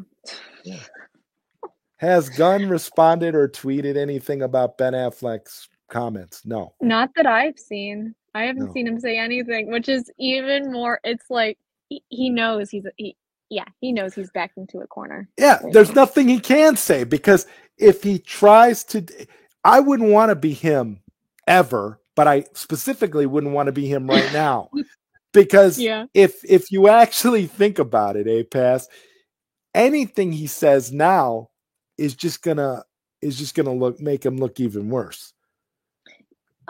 Yeah, yeah. I mean, but he already does that on it, like, you know, Yeah, because he no matter what lies he says. he lies every time he tweets. Yeah, yeah. He lied He's a about track his own record. father, for God's sake. That is just, What yeah. else is there? What else is there to say about the man? He lied about his dad who died. He's how? What do you mean you didn't know that it was your dad's birthday, the release date for Superman? Your brother, the Weasel, had to call you to tell you this. Really? Yeah, it's oh my God. Yeah. I feel I, I feel offended for his dad. Honestly, justice for James Gunn's dad. That should be a hashtag. Yeah. Yeah, Unbelievable! You liar. oh my, it's pathetic. It is Yeah, pathetic. Yeah. I mean, he's so unself-aware. He didn't realize he spilled the beans on the whole Cavill could have been Superman if Black Adam's box office was better when he said he started writing his Superman script before. That's a great topic, Daniel Martin, and I'm glad Yeah. A-Pass is here. Yeah. When he said that he was hired to write the Superman Legacy script a little more than 6 months ago, that was a red flag. Uh-huh. It definitely was. Big time. But now we Like, have to call that into question too, because we can't trust anything that he said, so we can't believe him there either. yeah, yeah. I mean, like, I know whenever he tweeted that, I definitely was like fuming. Um, but now knowing, I mean, even then though, I was like, do I believe anything that this guy says? Honestly, like, no, I don't. But he always is like, he also is. It seems like he's purposefully like trying to trigger the fans at every like which way he can, and that was definitely a trigger for us, like because Cavill is our Superman, so therefore you're gonna say you were hired 6 months ago to write for the Superman Legacy script while WBD was like, oh, Cavill's back. It doesn't make sense. No, So no. therefore, I think he's just lying about everything. He's just like, there's, I want Henry honestly, Cavill to come out. I want Henry Cavill to put out a yeah, Instagram post uh, cooperating with Ben Affleck. I want Henry Cavill to come out and just be and go ham on James Gunn and just be like, this is. I couldn't even imagine Henry Cavill doing that though, because Henry Cavill is so classy that he is very I classy. I couldn't see him. I mean, even his Instagram response to being fired as Superman. I mean, it made me cry. It was so Me moving too. the way it was written. Like you could tell that he genuinely loves the character and genuinely wants to continue playing the character. And he still congratulated James Gunn and showed support and said you have a universe, you're building a universe, whatever. I couldn't believe it. I was like, wow, that is the most graceful exit I've ever seen in the modern day of a star accepting that they've been booted out for nothing. For Yeah, nothing.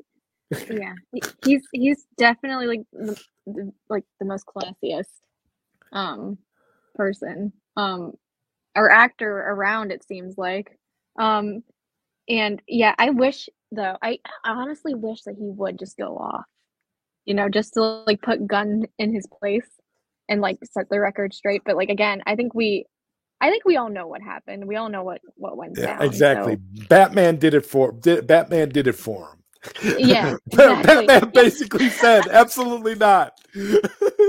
absolutely not. And in a way, it's kind of like that they're like the fact that Affleck is so blunt about this situation. It is very, like you said, it's very reminiscent of Batman and like Bruce Wayne. And then Cavill being so classy is very reminiscent of like Superman Clark Kent. Clark Kent, yeah.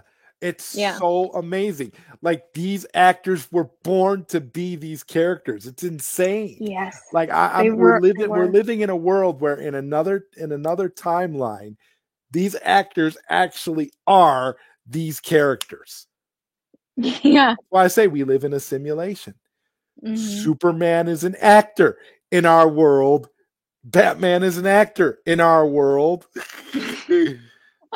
Frickin' James Gunn is probably Lex Luthor in some universe somewhere. Oh God. I mean, he should play Lex. I mean, look Luthor. at his wife. I mean, it's she's either going to be Supergirl or Wonder Woman. One of the two. Oh my God. Could you imagine if he casts her as both? Yes. As a matter of fact, A-Pass, I would say that has a good chance of happening considering how things are. And Daniel Martin says it right here. Jennifer Holland is forget Darkseid. Yeah. Mm-hmm. We don't need Darkseid when we've got Jennifer Holland. We don't. It's perfect. It's a perfect transition. We'll never get Darkseid, but we'll always have Harcourt Jennifer Holland. Yes. Mm. And Sickness says Gunn is a perv, and perverts get put in the same what is he saying? The same lane as lane. Oh, same lane as Korma's. Those jackets don't come off. Oh, okay. Okay. Yeah. If Jimmy Gunn has lied about Affleck, what else has he lied about? Yeah, what else has he lied about? Okay. He's lied about everything. He's lied since he took the job, since before he took the job. Oh, Mr. J said that. He said that she's playing Supergirl. Did you see that? Yeah, I'm getting to that comment. Yes, he did. See, you're on our level, Mr. J. You know exactly where me and A-Pass are going with all of this. She is James Gunn's world, right? Like Lois is Superman's world. Mm-hmm. Jennifer is James Gunn's world. Jennifer Holland. So Jennifer Holland will be all of these major female roles because James Gunn sees his wife in all of these characters. My God, I don't know how, but that's the truth. And Belle Reeve says, I said that, but she's too old for that role. No, not to James Gunn.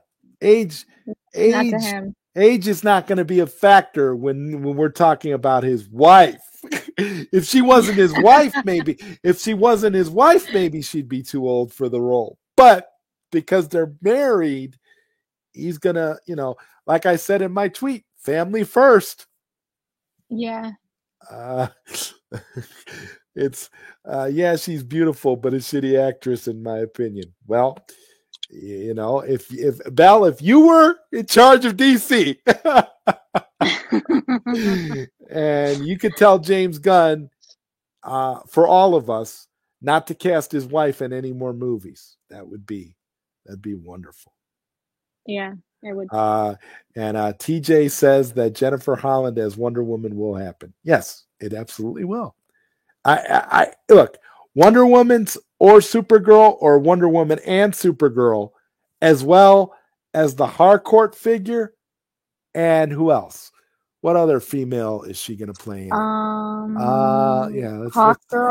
Hawkgirl. Yeah, Power Girl, definitely. Mm-hmm. And he'll just, he'll change her hairstyle for a few different characters, but it'll be her, And the thing is, she's going to have to show some real acting range, or maybe not, because as long as, it doesn't matter. As long as she's in the costume, it doesn't matter.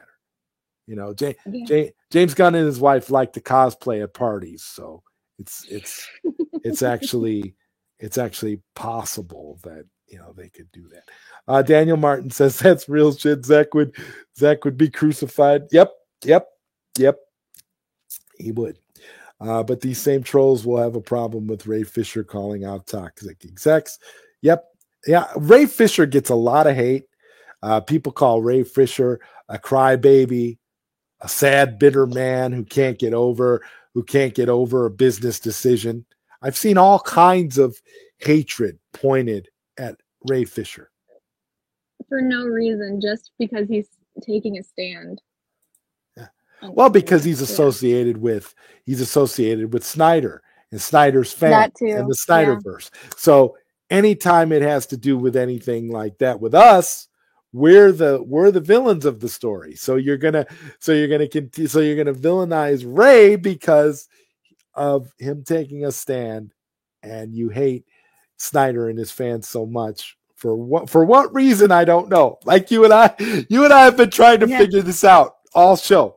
Like, what is it about being a fan of Zack Snyder and his movies that make us so hated? Why are we so hated just because we love that? I mean, who cares what people like? I don't understand. Like, what does it matter what you like? Is it because is it because we're a fandom who gets what we want? Is it because we're a fandom that is willing to fight for something and we actually get it when we fight for something? I mean, how long did the Save Batgirl campaign last? What, 10 minutes? Yeah, not even. It was a bunch of activists who are not fans of anything, who are just in it because, we need to have diversity in everything for diversity's sake. Not because it serves the story or not because of the purpose, but just because we got to have diversity in everything. Those were your Save Batgirl people. And that's why it never would have worked, because there was no momentum behind it. Mm-hmm. You weren't going to get and then they were mad when they couldn't enlist the help of the Snyder Cut army that they insulted for years. They couldn't get our help. They asked us, hey, the Snyder people can't help us fight. Why are you asking us to help you? Because you we can get things done? Really? You want us to help you with your little stupid campaign when you belittled us and attacked us for years? No, thank you. And that also, like, that points out to, like, the other, just like how we're constantly being called a minority. Yeah. And yet we're constantly being blamed for, like, all the issues for, like, DC, like the DC cinematic universe. Like, it's like, what, which is it, people? Which is it? Are we a minority? Or are we, like, the problem? And like, I mean, I want to know, like, is it, or does it depend on the day? I think it probably depends on the day, honestly. Yeah, I think so.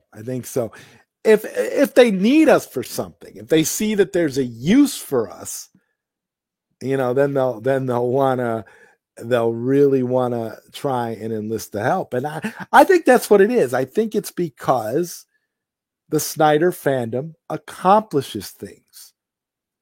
And because we accomplish things, that makes us feared, because we can get things done where other fandoms just sort of stall out after a while and don't have the motivation. Like honestly, if the closest fandom I think that came to that, I still wouldn't say that they're on the level of the Snyder Cut army, but you had a big campaign for Alita, Battle Angel.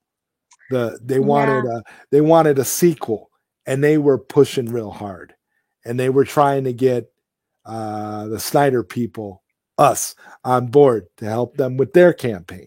There was a lot of that going on, and they tried really hard. And I actually think if I'm not mistaken, they were successful. I think they're gonna get a sequel. I think. That's awesome. I don't know for sure if they are, but I thought that's what the result was. I thought they are going to get one, but let's see. What's up, Sin Havoc, Zod Rider, A Pass, Bell Reeve, Oh So Fresh, Daniel, TJ, Rel, Stokely, Law, MJ, 310, Douglas Murphy. There you go. Everybody. The gang's all here. Everybody's here. Everybody is here for us. This is a great, great stream. We've got a ton of people in here. This is awesome. Fourth 1000. What's up, man? Those weren't jokes. Jokes have catchy lines. Those were just, well, yeah. We're unfortunately, yeah, those were not in good taste at all. And and again, people forget he was fired from Disney. That's all I'm saying. I mean, if there was nothing really behind it, they wouldn't have fired him. Yeah, exactly. I think they only brought him back because they didn't have anybody else who they thought could successfully direct Guardians of the Galaxy Volume 3. That's what I think it is. I think because James Gunn directed the first two, they feared that there would be a backlash and they wouldn't make as much money if they didn't let him come back and do it. So it's all about money. That's the only reason he was brought back. Yeah. He wasn't brought back because they suddenly believed all of the excuses he was given, because he obviously gave those same excuses to Disney when they fired him. Yeah. So what changed? The only thing that changed was they couldn't find anybody better. You know, who are they going to get to direct it? Taika Waititi? His stock is going down like you wouldn't believe. I'm surprised they didn't get him. Get him to do what they should have. Yeah, that's true. Might have saved his career. Honestly. Oh my God. Oh no, he's getting a Star Wars movie, isn't he? Isn't he? God, I hope not. Or something, isn't it? Like, because I thought I read. He's another one who fails. He's another one who fails. Yeah, he's another one who fails upward. Like he made that horrible Thor movie, and everybody, you know, and he just keeps getting projects. I don't. That's what happens when your life is consumed with battling Snyder fans and talking about movies you claim to hate 24/7. Yeah, I'll never understand that either, Rel. I sit here and wasting precious time. It's so sad. It's so sad. Uh-huh. I don't go into threads talking to people about things that I hate. I just don't do it. I've got better things to do. It's honestly, it's like wasting precious time doing that. To just like hate on something. Just because you may like, I mean, I don't get that. I never understood hate watching, never understood just like going into whatever platform and just like leaving comments in like that fan base's like page or whatever, you know what I mean? It's just like it doesn't make sense to me. It's like, be more productive, honestly. Exactly. I mean, I'm here with you right now. You're here with me. This is an awesome stream. We're having fun talking about all this stuff. We're not sitting here trashing people. We're talking about stuff that's important to us. If it wasn't important, we wouldn't be speaking on it. I just don't.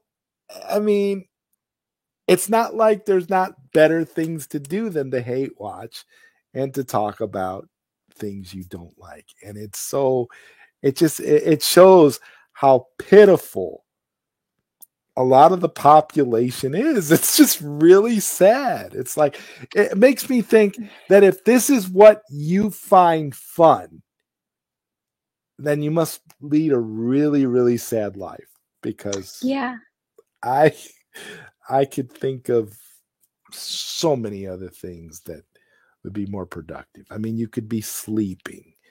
You could be showering, which is something a lot of these people don't do. You can, I mean, it's crazy. I mean, Eat a better sandwich. Eat better food. I don't know. It's sad. It's crazy. I'm over it. It's crazy.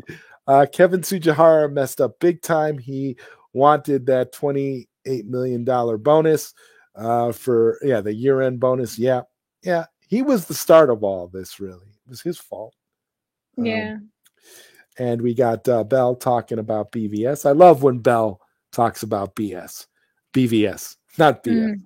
She's very, very, very passionate about BVS, and rightfully so, because BVS is a masterpiece. It really is. Totally is. Funny that BVS is one of the DCEU films that made the most money aside from Aquaman. Shaking my head, that isn't a flop. People just hate the way Zack told the story. Haters. Exactly. Yeah. And like I said earlier, if they would have just released the ultimate cut in theaters from the get-go, instead of cutting 45 minutes out of the film, it would have made $1 billion. Because half of those people that trashed BVS, called it a clunky mess, tore it apart for its pacing and all kinds of other things, changed their tune as soon as the Ultimate Edition came out. Because it's funny how when you watch the Ultimate Edition, it flows really nice and things actually make sense. And there's actually scenes that there's no disjointedness. There's no clunkiness because the story actually progresses the way the director intended the story to go. So contrary to popular belief, Zack Snyder is not an idiot that doesn't know how to edit and direct films. It's just that when a studio comes in and butchers and meddles with your movie, that's what the result is. Clearly. Yeah. Poor David Ayer. We'll never see his film. Poor David Ayer. I just wish David Ayer was smarter.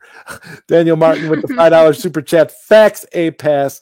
Just like Batfleck, we're only real when we're useful. The Snyder fandom. Yes. Yep. We're real when it's useful. Yes. Yep. Mikey Sutton is telling me to check my Facebook. I have a feeling that maybe my may have dropped. Let's see here.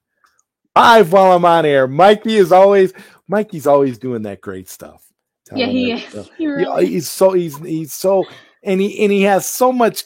He gets so much glee out of it. Check your Facebook. I just it's a beautiful, beautiful thing. I love Mikey Sutton. He's an amazing individual. Let me see here. God, what's my Facebook password? I really can't remember right now. Wow. Let's see.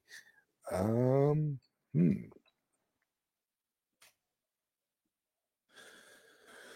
my goodness. I had an issue. Let's see. Oh my God. Oh God. What? I'm not. I can't say this because this is hilarious. This is hilarious, Mikey. I mean, am I allowed to say this on air because this is hilarious? What he said. Wow. Let's just doesn't have enough power for power. Doesn't have enough power. James Gunn's wife is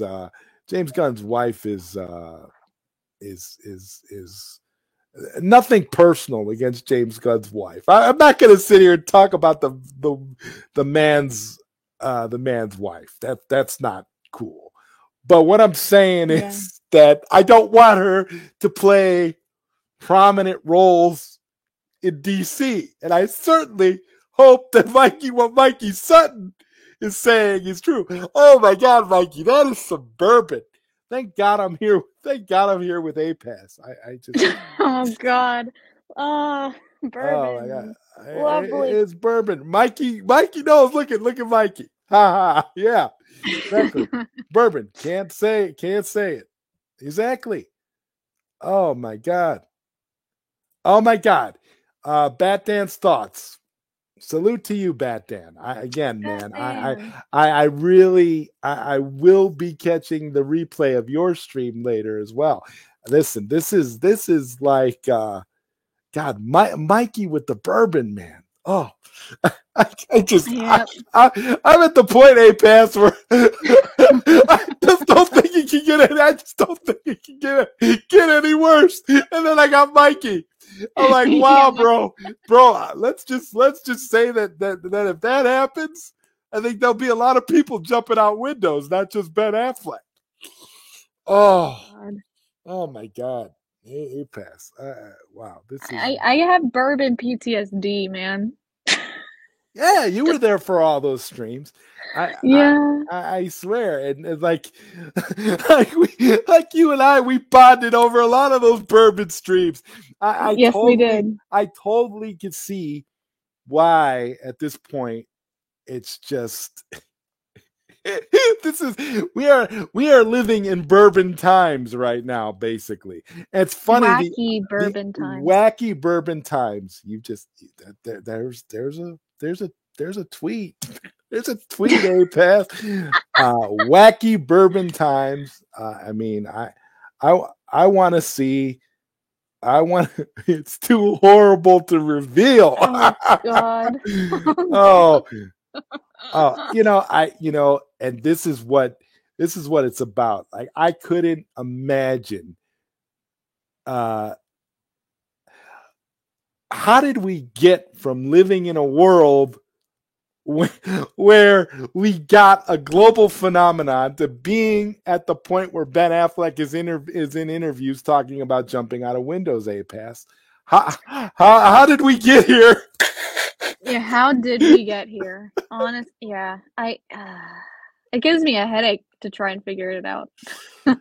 It's just one of those things where I swear I'm trying very hard to figure it out. Like, we've got Batman talking about he'd rather jump out of a window.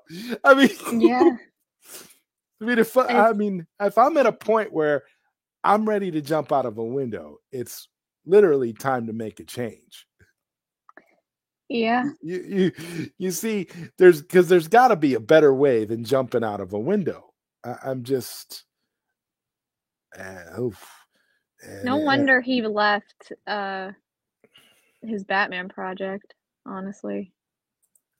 Yeah. He needed a break and a change, yeah. Not just a break and not just a change, but a complete overhaul of scenery. Yeah. Like he think about it. He went back to J-Lo. He completely he folded up his tape. He's like, you know what? This is ridiculous. This is just, oh my God, I can just imagine. Yeah. I mean, and there's only so much bourbon you can drink, Mikey.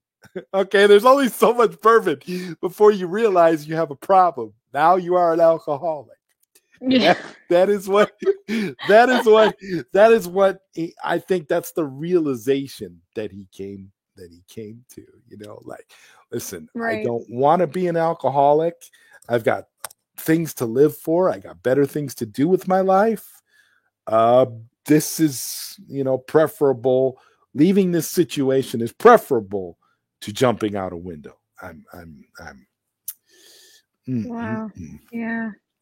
Imagine a 3-hour movie in theaters. Seemed to work for Titanic.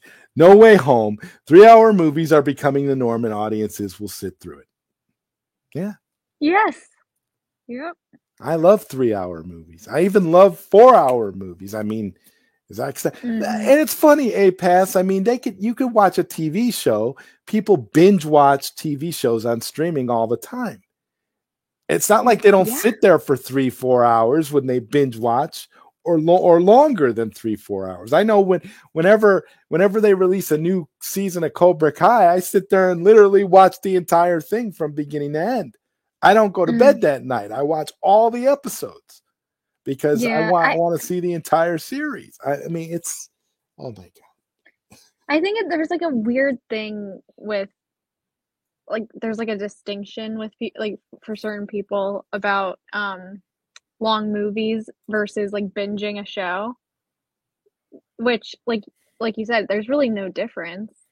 You're still sitting there and you're still consuming the content. Like I don't get what the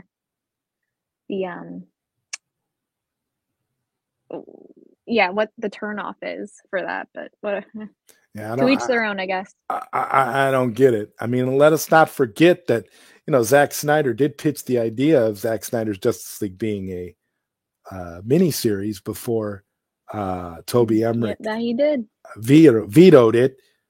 Angry Toby. I just can't imagine. You know who Toby Emmerich reminds me of? You ever see the movie Elf? Yes. With Will Ferrell. Yes. You know the guy that James Caan played, the Elf's father. Yeah. He reminds me. That's how I imagine Toby Emmerich, a real grumpy, business-oriented dude that is just like, I think that's what it is. Only Toby never saw the spirit of Christmas. That's what it is. Toby never got the spirit of Christmas. Santa Claus couldn't help Toby. That's why Toby's so damn grumpy all the time. He's very crotchety person. Very. Yeah. Oh my God. Mm-hmm. It's ridiculous. And I wouldn't even say he's business minded because if he was, he would have put aside his differences. Right. Whatever his issues with Zach were, he would have tabled those for the betterment of the business, right? Right. Yes. I don't care if I hate you personally. If you're making me money, keep doing what you're doing then. Yeah. Yeah. He doesn't have to like the movies. It's not like, hey, I'm not a fan of Zack Snyder. I'd rather watch Singing in the Rain 24 hours a day. Okay, well that's cool, Toby. If Singing in the Rain is your thing, don't let us get in the way of it. But can we have more Zack Snyder, please? Mm. I mean, the biggest thing for me with Toby was when did you ever watch that video that has been circulating for several years now, where all of these executives are sitting around from. Oh, is that Hollywood Reporter roundtable thing? Yeah, they're all sitting around and they're talking about, and they keep digging at Toby and because they're jealous because he got Zack Snyder and the Warner Brothers got Zack Snyder in 300. He looked so like just. I mean, like they're all, I don't even know how to describe his face. Like he looked like somebody like crapped in his cornflakes. That's how he looked. Yeah, that's exactly how he looked. And everyone else is like praising Zach for like what a genius he is. And meanwhile, there's this crotchety guy just looking like somebody just took a crap in his cereal or something. Like it's just like. Mm-hmm. And he is so, and it's like as the time goes on, the more they mention Zach, you could see it in his face. The wrinkles in his face are starting to shapeshift, like Rorschach from Watchmen. And you're just like, wow, what are we doing here? What are we talking about here, Toby? Did Zack Snyder have an affair with your wife, Toby? Is that what it is? Yeah, I mean, what is it that's so personal between you and Zach and then he was the one, ironically, that had to call Zach and be like, "Hey, Zach, can we do something with the Snyder Cut?" Oh man! Imagine that day. Imagine Toby Emmerich that day having to call Zack Snyder. His hands were probably shaking as he was picking up the phone. Yeah, so like enraged that he had to do that. Right, like he would have rather been doing anything else at the moment. He would have preferred to be getting his teeth pulled rather than have to make that phone call. I mean, his hands were shaking, his palms were sweating. His face was dripping. I bet you could have made an Academy Award winning short film just out of that moment where Toby is literally having the shakes, having to call Zack Snyder. Yeah. That's the level of hatred we're talking about here, Apath, for a reason, for reasons unbeknownst to all of us. Right. Yes. I would love to know. I would love to know like why he Oh hates yeah, him I so would much. too.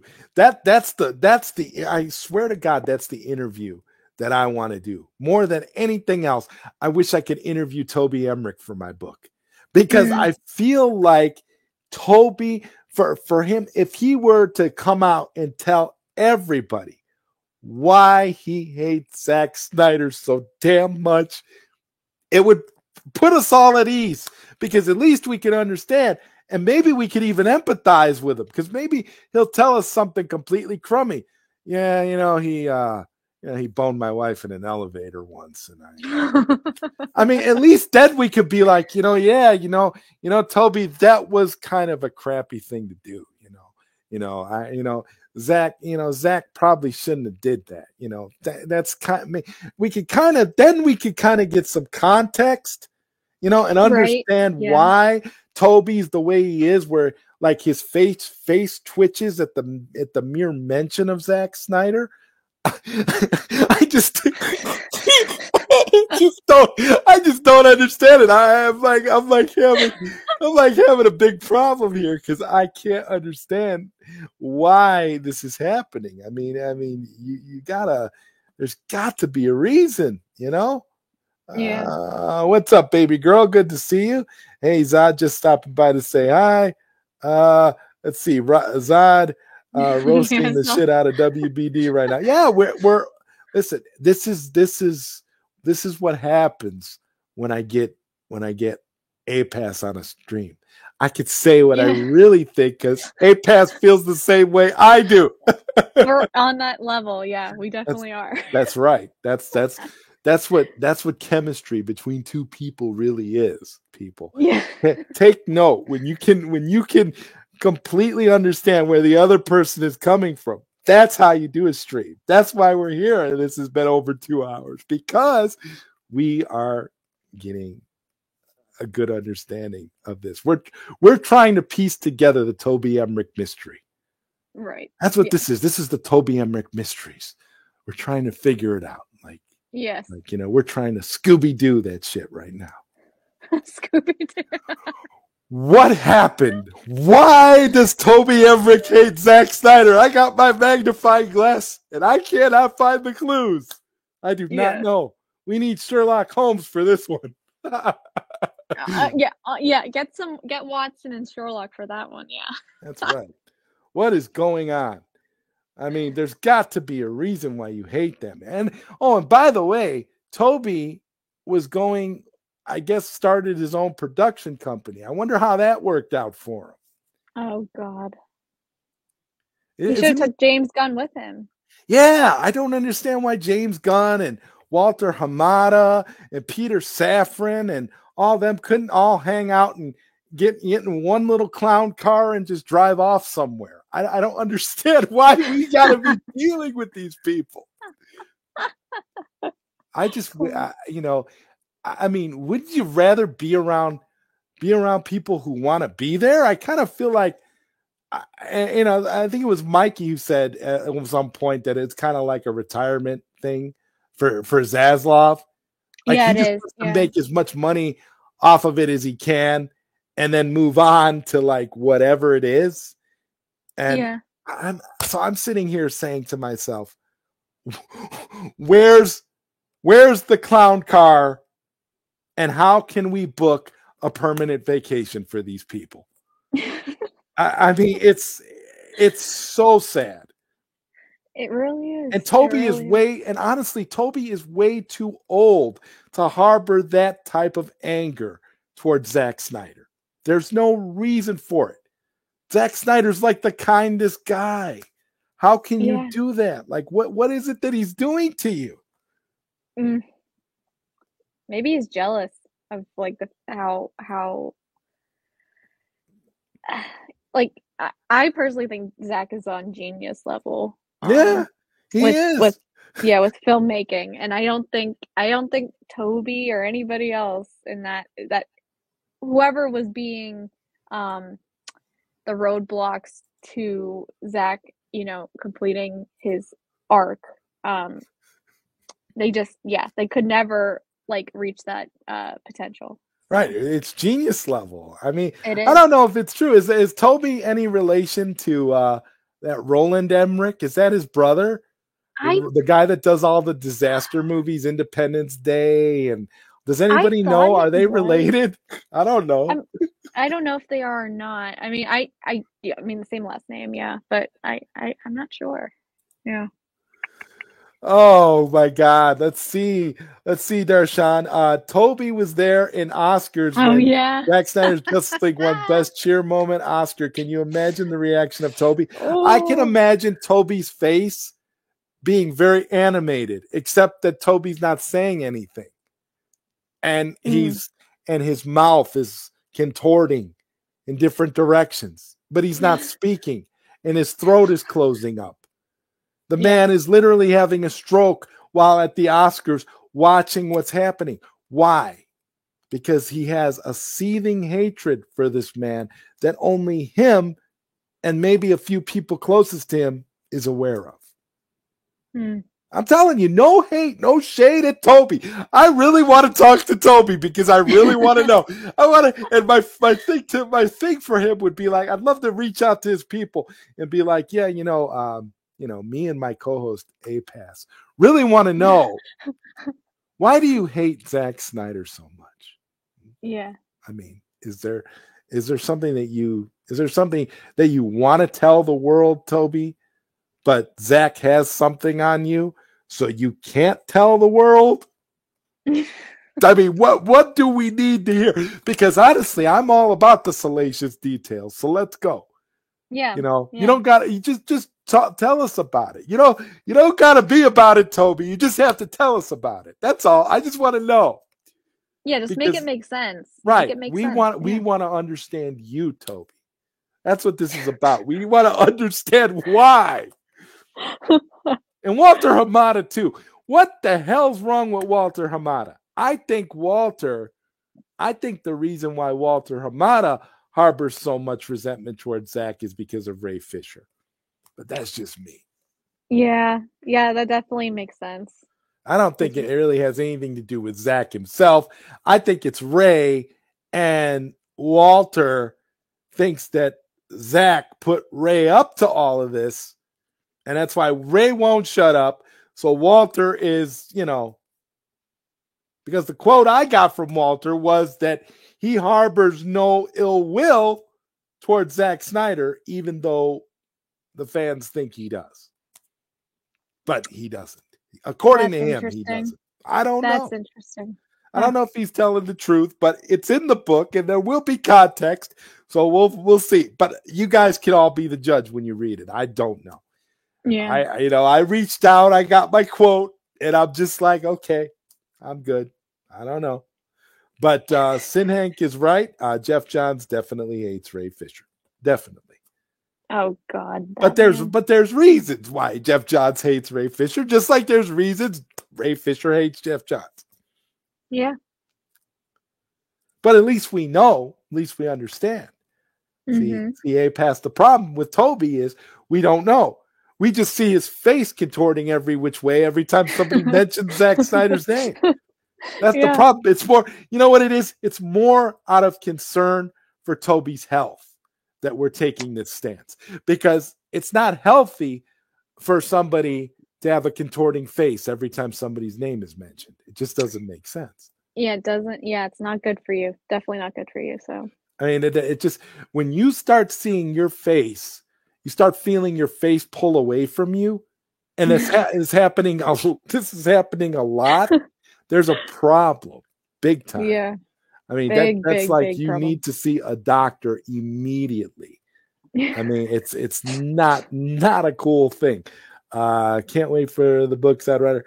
Thank you. I'm looking forward to it. I'm actually looking forward to everybody getting a chance to read it. But I just want to make sure that it's a complete chronicle of everything. This is why it's taking so long.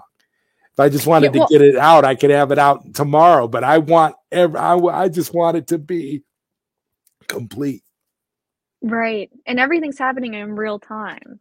That's why I can't stop writing A-Pass, because that's what it is. Everything is happening in real time. Like I said, this Ben Affleck interview is like the gift that keeps on giving. I mean, I look at the interview and I look at the things he said, and I keep going back to the fact that he talked about jumping out of a window. I mean, wow. That's really bad when you say it like, yeah, when I can't imagine that situation, but yeah, I mean, I've really never had the desire to jump out a window, to be honest with you. Yeah, me either. Ever. Me either. No matter how bad things get, I've never felt like jumping out of a window. Exactly. I have felt like jumping in front of a semi-truck a few times, but never jumping out of a window. That's kind of a deal breaker for me, jumping out of a window. Yeah. I don't think I would get very far if I jumped out of a window either. Especially my window. My apartment, I have a studio apartment, and my window is kind of it's kind of short, so I wouldn't fall very far if I jumped out that window. Yeah. I'd probably just slightly injure my kneecap or something. I don't know. Let's see. That's got to be a lengthy book, Zod. Yeah, definitely. It is going to be. Thankfully, it will be in the hands of a good editor, so I don't know how lengthy it will be. But as of right now, yeah, it's looking like a phone book, so it needs to be, and I don't even have a printer, so I couldn't print it out. But I think Toby hates Zach because Zach doesn't make bright movies.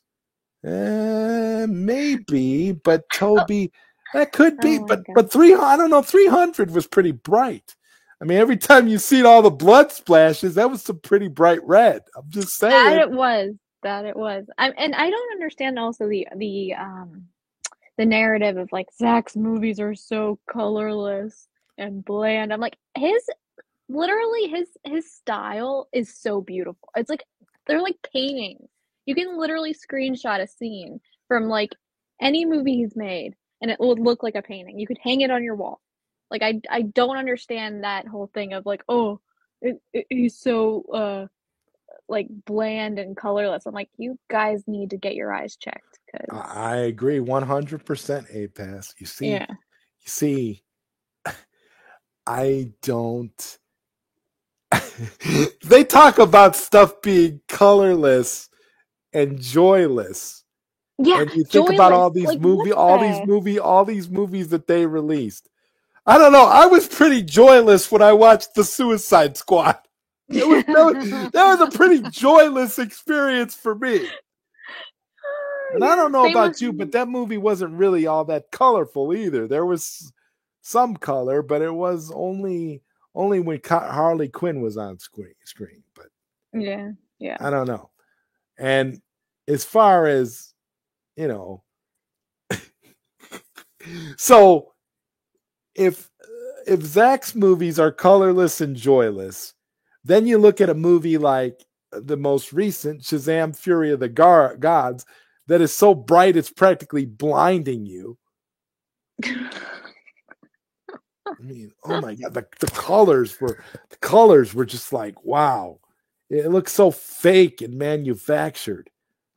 That's what they're going for, though. Yeah, I think with Zach, I think the problem that these people have with Zach is that Zach is going for realism, even though he's giving you things like aliens, like Kryptonians and alien invaders, and giving you Darkseid. But he's still going for realism. He's still grounding it in our world. Right. Yeah. If people don't like the fact that the world is so shitty, they need to blame the world for being shitty, not Zack Snyder. Mm-hmm. Zack put these characters in our shitty world. Exactly. So that I think that's the problem that these people have with Zack. In all honesty, I think they can't handle that. I really feel like if Superman were in our world today, that's exactly how he would be, like Henry Cavill. Yeah. And he would be treated that way as well. Yes, he totally would be. Absolutely.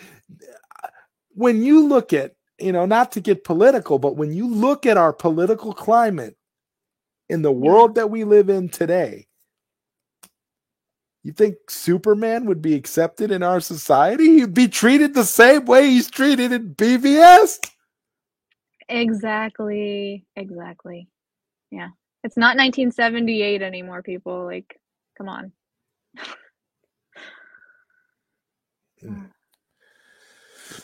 Oh my goodness. I don't know. I mean, let's see here. We got a troll. We got Tony Tornado in the chat. Screw you, Zod. Still salty about the Snyderverse, huh? You're a clown and delusional. Okay. You have everybody. Thanks for stopping by. Exactly. And wasting your time. Everybody has a right to be wrong. I mean, whatever. I don't have a problem with that. I mean, hey, that's your opinion. Everybody has one. That's all I have to say. Exactly. Wow. But yeah, it's pretty fascinating to me how we continue to have this problem with people. And Tony Tornado is just a little example of the type of stuff that we hear on a daily basis, being fans of Zack Snyder. Yep. I mean, I don't know. It's just like, just imagine if after the first Avengers movie, like Disney was just like, no, we're not going to continue this. We're going to go in a different direction. We're going to hire somebody else and we're going to reboot, except not everything will be rebooted. We'll have like some things that were a part of the old, we'll have Don Cheadle. We'll have Don Cheadle back. Yeah, we'll have Don Cheadle. We'll have who else is in? I don't even. I'm no Robert Downey Jr. Nobody big. So you won't have Robert Downey Jr. You wouldn't have Chris Evans or Chris Hemsworth. Nobody. No big name actors. Just all these small characters. Yeah, that's the only, like, we were promised something. There was a promise, a vision that was, established a decade ago this year, and it never, not saying never, because I believe it will be completed at whatever, point, but like constantly being obstructed though. Like there was no avenue for that director to like fulfill his vision at that studio. So like therefore, yeah, we are a little bit,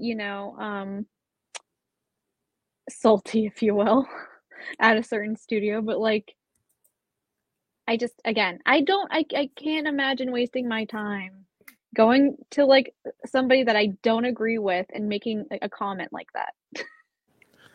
Yeah, me either. Because that actually takes effort. You are actually stopping whatever you are doing. That's probably better. And if it's not better, that means that you lead a very, very sad life. If the highlight of your night is coming onto a stream and calling somebody out just because you don't happen to like what they like. And I've said this before. I mean, at this point, as much as I'm irritated with WBD, I'm still kind of excited for this Flash movie. Because by all accounts, this Flash movie looks like it's actually going to be a competent, well-made movie. And Andy Muschietti is, he seems like he's a director who has some skills. So we'll have to wait and see. Yeah. If it's the best, I'm pretty sure it'll be the best DC movie since Zack Snyder's Justice League. I can almost telegraph that without even thinking, without even seeing the movie, especially if Shazam 2 is anything to go by at this point. Yeah. I don't understand why they have a problem with Zack's DC movies. What about Todd Phillips' Joker movie and Matt Reeves' Batman movie? It's also dark. Yeah. They can be dark, but Zack can't. Right. Zack's movies are dark and joyless. You really think that? Yeah. So what type of joy did these people find in Matt Reeves' Batman movie? That's what I want to know. There was no joy in Matt Reeves' Batman movie. That movie was such a slog, and I fell asleep, and it was terrible. And I'm still ticked off that I didn't get my Catwoman calzone from Little Caesars. It's irritating to me. Oh my God. And they should have sent me one for free, all the talking I did about that movie. Come on. Yeah, free advertising. You should have gotten one. Yeah. The Flash movie doesn't help Gunn's reboot. I tell people, don't boycott aimlessly, boycott strategically. You're a smart man, Batman. Mm-hmm. I don't recommend people go see Fury of the Gods. I think that you'll be just fine if you don't see it. You won't have missed anything by not watching the movie. Especially even if you just want to see it for Gal Gadot's Wonder Woman, her scenes have already been leaked online. And she doesn't do a whole hell of a lot.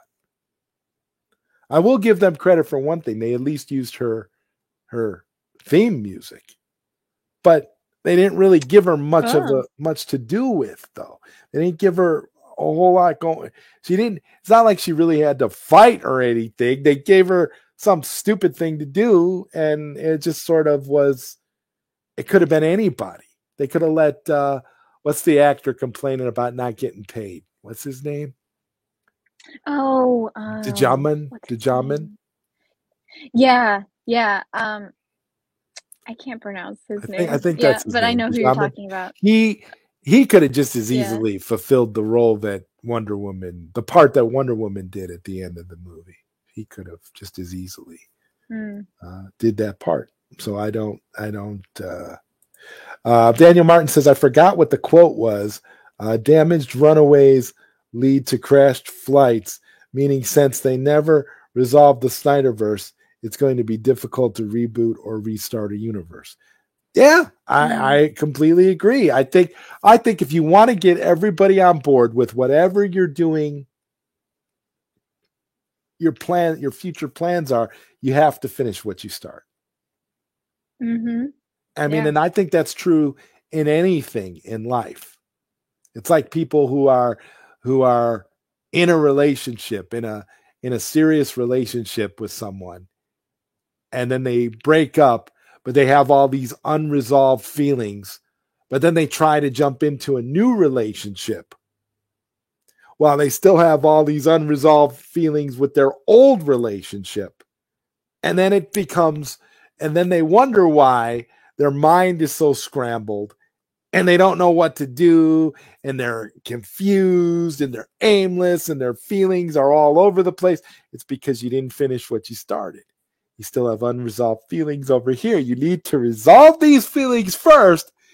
Then you'll be free to open yourself up to something new, someone new. Mm-hmm.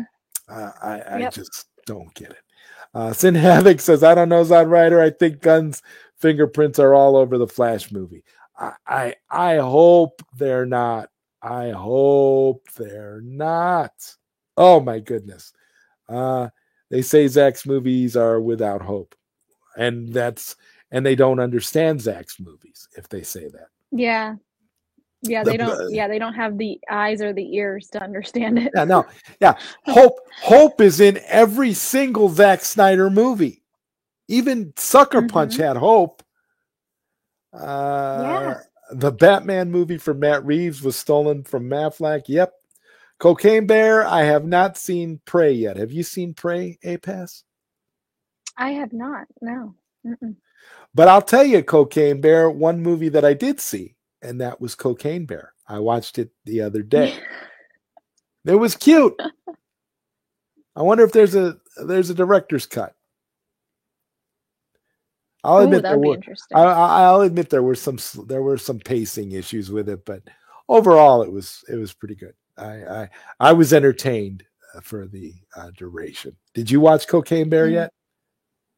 Yeah, okay. So I am a little bit conflicted about it because I mean I heard a lot of spoilers about the movie too, but uh, um I'm not one for like gore, and okay. I don't know if it's like super No, gory no, like that. it's not super gory. A pass. There's a few gory scenes, but they're actually pretty funny. Oh, okay. All right, Like maybe I will see it then. it's like a goofy kind of thing. It's like so over the top that you can't take any of it Mhm. seriously. Okay, yeah. It's Then really in that case, goofy funny, but there are some pacing issues, so it has a lot of slow parts in it, hmm but it really ramps up when you get to see the Cocaine Bear in action, which okay. I appreciated. There's even a real cute scene in the movie where, yeah, the Cocaine Bear there is in a cave, and the people they're trying to find the packages of cocaine that were lost, and the packages of cocaine end up in a duffel bag in a cave, and the people trying to find the cocaine go into the cave, and then there's a mother and her children that get mixed up in it, and they have to figure out how to get away. And then there's a scene where you got the Cocaine Bear, and then you got these little cubs that are these cute little cuddly looking bears, right? And then the Aw. drug dealer's trying to get away, and he's kicking the cute little cubby bears in the face. It's really it's something else. It definitely is. But it's more. But honestly, it's more of a comedy than it is a serious Like gory horror movie. movie. Yeah, no, it Okay. doesn't. It's not like that. It's too funny to be like that. Even like even like I said, the most goriest parts of the movie are so over the top that that it won't have an effect on you as far as it being scary. Um, Okay. Yeah, that's good to know. Yeah. so so I don't know if that's necessarily an endorsement for Cocaine Bear, but it's definitely entertaining, people. I don't know if A-Pass is sold on it or not, but we'll see. Yeah, Because we'll see. We'll that'll see. be something that you and I'll talk about on the next show. We'll, Mm. we'll do a co-review of Cocaine Bear. That Dad's Thought says Zachary Levi told me not to see Azam 2 as far as I'm concerned. Yeah, well, yeah, I can see Zachary Levi being the problem. Uh, Robert Pattinson referred to Reeves as great. In my opinion, he hasn't done enough to earn that title. Well, yeah, I Mm. don't know. Okay, yeah. Digimon. I don't know how to pronounce it, to tell you the truth. Yeah. I Yeah. try, but um, and Nightmare Allegory. What's up, better known as Nightmare Robin? $10 super chat. Remember when Zack's Man of Steel was scrutinized for not falling exactly in line with Christopher Reeves' campy Superman? I think if I think that I think that's bad. Wait till Legacy has to be compared to Man of Steel. Wow, I Yeah. didn't even think about that, but that's inevitable, actually. hmm Legacy's not just going to be compared to Man of Steel; it's going to be compared to the Christopher Reeve movies. And he's gonna try and emulate Donner, but won't Yeah, and even come close. he's going to use the Donner music and everything. He's going to. That's why I Of say he should course, just yeah. put himself in the suit and be Superman. Yeah, just call it a day. Just If do I that. was him, Do that. if I was him, that's what I would do. Being the narcissist that we know he is, James Gunn, it's time to suit up, buddy. It's time. It's time for you to suit up and show us what it really means to be Kryptonian. Because, bro, I mean, your wife is Wonder Woman. I mean, hey, it's yeah. Levi begging like a dog. Yes, I gotta get that dropped for our next show. Daniel Martin says great one. analogies on. Oh yeah, it's a great drop. It's funny, and it's just so, especially when it's played out of context with people's comments. It's so great. Jennifer Holland will play Mira too, of course. Oh yes, why not? Jennifer Holland could play anybody. We need more Jennifer Holland. We need more. Yes, definitely. I want Forget Jennifer Henry Holland Cavill. to Give play us all. Jennifer Holland. Yes, Jennifer Holland, Supergirl. Jennifer Holland, Wonder Woman. Jennifer Holland, Mira. Jennifer Holland, Hawkgirl. Who else did we say? We want Jennifer Holland as Batgirl. Yeah, there we go. Definitely. Barbara Gordon. Yes. We need this in our lives. We need this. This is the DCU we're talking about here. We need it to be perfect, James Gunn, and only you can deliver. Nobody else. Yep. Nobody else. It has to be you. You have to write and direct every movie, and you have to play Superman because you have to cameo in every movie. So Superman has to be in every DCU movie going forward. And your brother, because of your dad, has to play Batman and the Weasel. He has to double as both of those characters because after all, we gotta keep it in the family. This is a family affair. Family first. Yep. Hey, if it were me, I'd have A-Pass as every female character. All right, and you saw Prey. Okay, Prey was fire. Everybody's saying Prey was fire. I gotta watch that movie. Hope is the theme of Zack Snyder's movies, but according to James Gunn, his movie's going to be all about him, I guess. Yes. Mm-hmm. Yes, we need. Can't believe the Predator was defeated that easily. Well, I don't know because I didn't see it. And Cocaine Bear was a horror comedy. Well, horror comedy, but more comedy than horror. I mean, the ambulance scene. I'm sorry. I don't want to get into spoilers on Cocaine Bear. I want A-Pass to watch it first so that we can do a review. That'll be so much fun. Did you guys hear they're going to do a Cocaine Animal universe? I guess Cocaine Shark is up next. Oh God! Yeah, definitely not seeing that. Cocaine Bear cinematic universe. Oh my God! Yes. I think we should. I think that'd be hilarious. Oh my God! But see, I'm also a big fan of the Sharknado movies because I recognized what the Sharknado movies were. They were meant to be comedies. They weren't meant to be taken seriously. I feel like if you take Cocaine Bear seriously, you have a problem. But that's, I don't know. And I love the way Cocaine Bear starts out. It actually starts out A-Pass based on true events. Oh my God! I just it's fantastic. Old school Predator. Okay, 1600s. Let's see. I'll be crossing over maybe with Megan in the future. We'll see. Oh my God, a Cocaine Bear versus Megan movie would be magnificent. Have you seen Megan? A-Pass. I have not.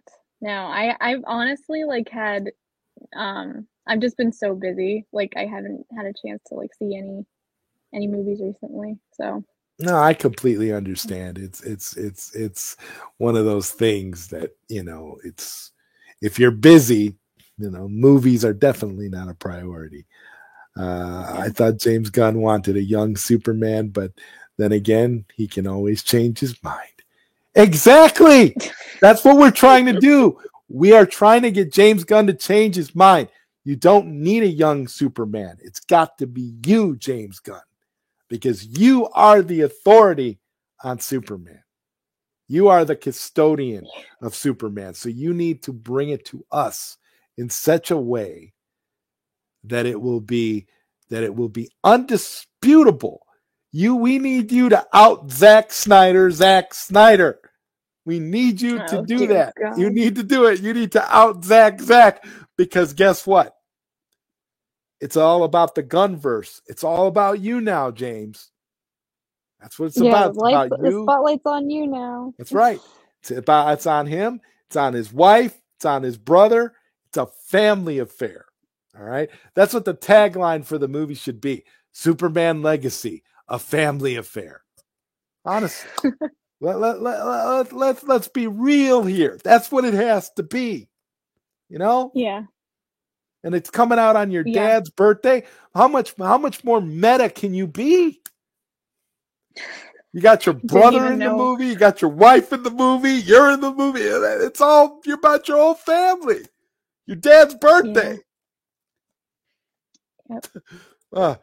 Today's kids will not care for Gun Superman. We need Daddy Soups Cavill. Yeah, Cavill's definitely. Yes, we need Cavill. We definitely need Cavill.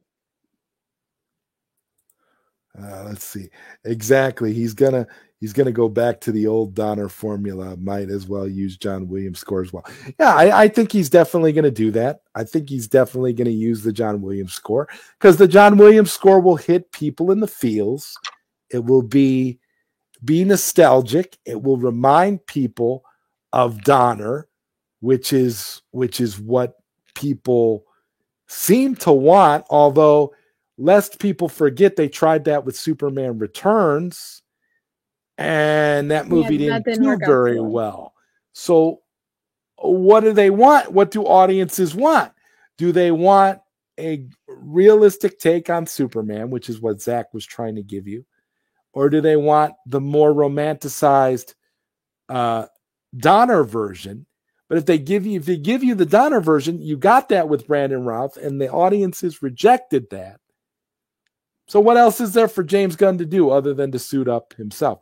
I'm going to be honest. I don't envy James Gunn in the position that he's put himself in. I mean, because personally, Yeah, I would not want this job. I would not want to be. I could see James Gunn wanting to write a Superman movie, maybe, if he didn't say all the things he said about not wanting to ever do Superman.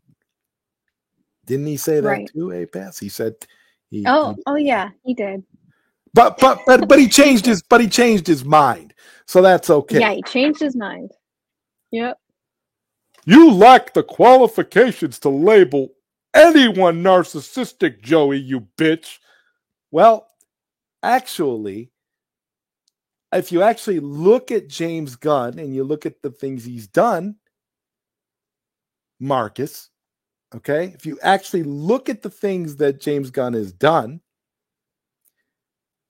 I think you could literally call that narcissistic.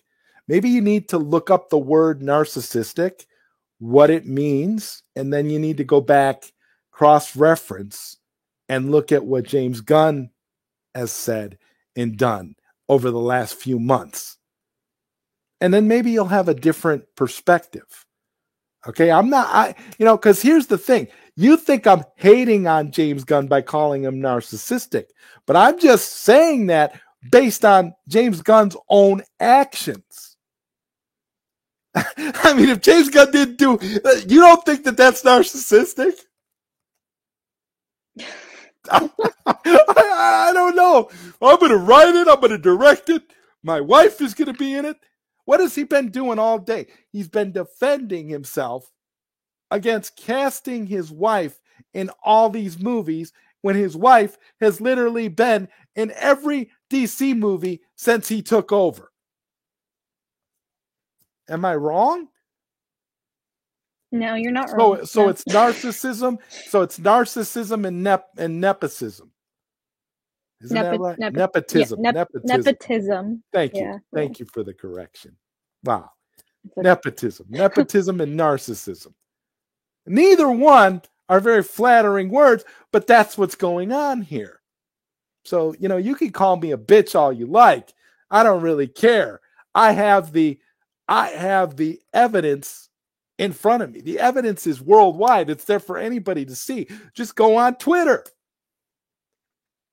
and look at the man's posts, and then tell me that, and then call me a bitch because you disagree with me. That's perfectly fine. I don't mind if you disagree with me. In fact, I don't mind people that come at me and give me valid reasons and disagree with me in a valid way. I don't expect everybody to agree with me, except APAS. I expect APAS to always agree with me because APAS and I are on the same wavelength. But I don't expect everybody that comes along to agree with me. I've been called many, many things. So you calling me a bitch is not hurting my feelings. But it's okay. You're welcome to be here, and you're welcome to give your opinion. You're welcome to say what's on your mind, Marcus. I won't hold it against you. So welcome. All right? Yep. So let's see what else we got here. Jennifer Holland plays all of them at the same time in the Gunverse. Oh, yeah, definitely. All James Gunn's brothers can make up the new Justice League. Michael Rooker could be Lex. Oh, yeah. Why not? Oh, God. I mean, we know that, and what was that? What was that one thing he tweeted out? Remember APAS? He tweeted out the one thing where he said something about how he wants to work with actors. He wants to work with actors who are easy to get along with, or something like that, meaning people that he he works with. Anyway, you know what though? We've been at this for a long time, and I know that we should probably wrap this up. This has been an amazing stream, but yes, it has. I kind of think we should wrap this up. Let's see here. What was I gonna do? Something else I wanted to look at, but now I kind of lost where it was. But anyway, APAS, first of all, I want to thank you for being here. You are amazing. This has been so much fun. Oh, it has been. Thank you for having me. I've had a great time.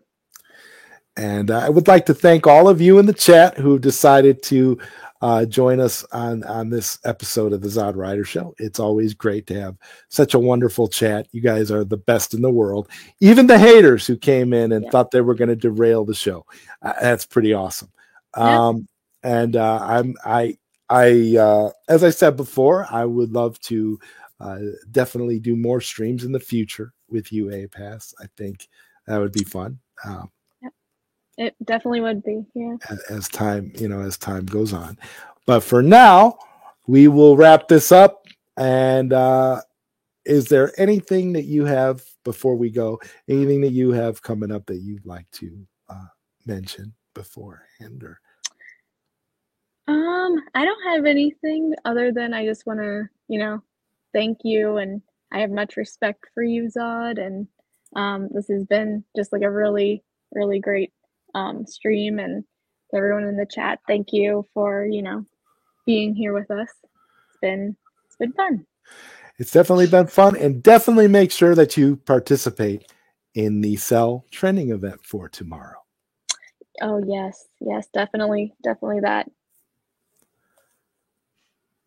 And I definitely second that. Daniel Martin APAS is a great co-host. Zod APAS, much love. Haters, lay off the stupidity. Your boy will ruin DC single-handedly. That's a great note to end on. Good night, everybody. We will see you next time. Bye.